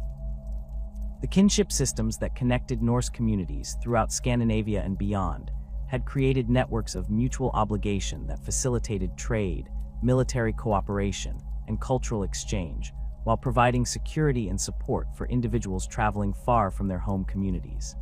These social structures had enabled Norse expansion across vast areas of Europe and the North Atlantic while maintaining cultural coherence and political coordination. The replacement of traditional Norse social structures with Christian feudal systems eliminated the democratic and egalitarian elements that had characterized Scandinavian society while creating new forms of hierarchy and dependence that concentrated power in royal and ecclesiastical hands. The resulting social transformation reduced most Scandinavians from free farmers and independent craftsmen to dependent peasants, whose economic and political activities were controlled by Christian authorities who lacked understanding of traditional Norse social values and practices. The impact of these losses on Scandinavian identity proved profound and lasting, fundamentally altering how Northern European populations understood their relationship to their environment, their history, and their cultural heritage. The elimination of traditional knowledge systems and social structures left Scandinavian communities without the intellectual and institutional resources that had sustained their ancestors, while forcing them to adopt foreign cultural models that proved poorly adapted to Northern European conditions and values. The transformation of Scandinavia's role in European politics reflected these cultural losses as the region shifted from being an independent center of innovation and expansion to becoming a peripheral area dependent on continental European political and cultural leadership. The traditional Norse capabilities that had enabled Scandinavian communities to project power throughout Europe and beyond, superior maritime technology, effective military organization, and sophisticated trading networks, disappeared during Christian transformation while being replaced with institutional systems that subordinated Scandinavian interests to broader European Christian political goals. The long-term consequences of these cultural losses continued to affect Scandinavian development for centuries after the initial Christian conquest. The elimination of traditional knowledge systems created technological and intellectual dependencies that prevented Northern European communities from developing indigenous solutions to their unique environmental and social challenges. The loss of traditional social structures eliminated the democratic and egalitarian traditions that had distinguished Scandinavian society, while creating new forms of social hierarchy that concentrated power and resources in the hands of foreign-educated elites. The comparison between what survived in folk traditions and what was completely eradicated reveals the systematic nature of Christian cultural suppression while illustrating the sophisticated character of the knowledge systems that were lost.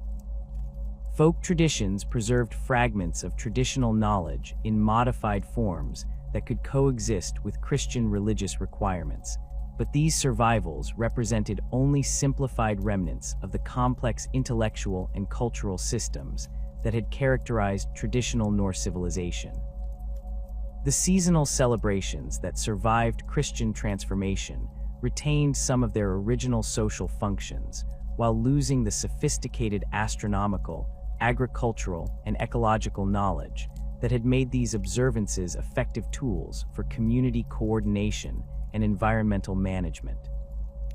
The folktales and legends that preserved elements of traditional Norse mythology eliminated the complex theological and philosophical concepts that had made these narratives sophisticated vehicles for cultural education and moral instruction.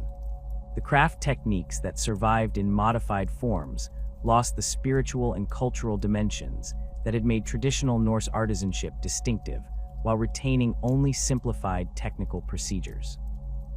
The complete eradication of certain knowledge systems and cultural practices eliminated intellectual achievements that represented unique solutions to the challenges of life in Northern European environments. The loss of traditional navigation techniques eliminated knowledge that had enabled oceanic exploration centuries before other European cultures possessed equivalent capabilities.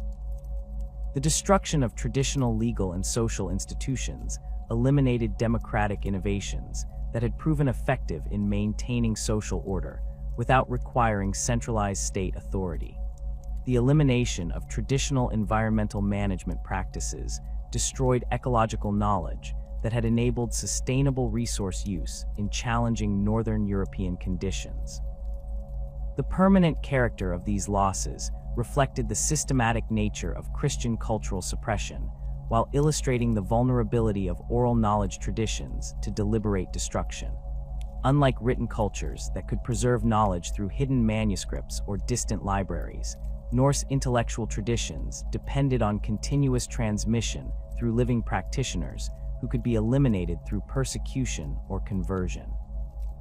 The disruption of traditional educational systems that had transmitted cultural knowledge across generations ensured that even temporary suppression could result in permanent loss of sophisticated intellectual achievements.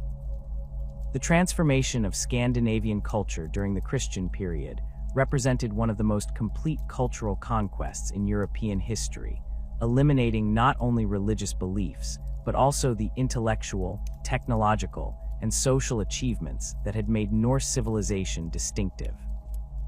The systematic destruction of traditional knowledge systems and cultural practices created a cultural discontinuity that separated post-Christian Scandinavian development from its pre-Christian foundations, while forcing Northern European populations to rebuild their intellectual and institutional life using foreign models that proved inadequately adapted to their unique circumstances and needs. The legacy of these losses continued to influence Scandinavian development well into the modern period, as Northern European societies struggled to develop indigenous intellectual and cultural traditions that could address their distinctive challenges while competing effectively with other European civilizations that had maintained greater cultural continuity. The elimination of traditional Norse achievements during the Christian transformation represented not only a historical tragedy for Scandinavian populations, but also a significant loss for European civilization as a whole, eliminating intellectual and cultural innovations that might have contributed to broader European development if they had been allowed to evolve rather than being systematically destroyed. The complete subordination of Scandinavian culture to Christian European models marked the end of an independent Northern European civilization that had demonstrated remarkable achievements in exploration, technology, social organization, and cultural development. The systematic elimination of traditional Norse knowledge and institutions during the Christian transformation ensured that these achievements would not influence future European development, while forcing Scandinavian populations to accept cultural dependency that persisted long after their initial political conquest. The death of the old gods thus represented far more than religious change. It marked the permanent elimination of a sophisticated civilization whose unique contributions to human knowledge and achievement were lost forever to the relentless advance of Christian cultural imperialism.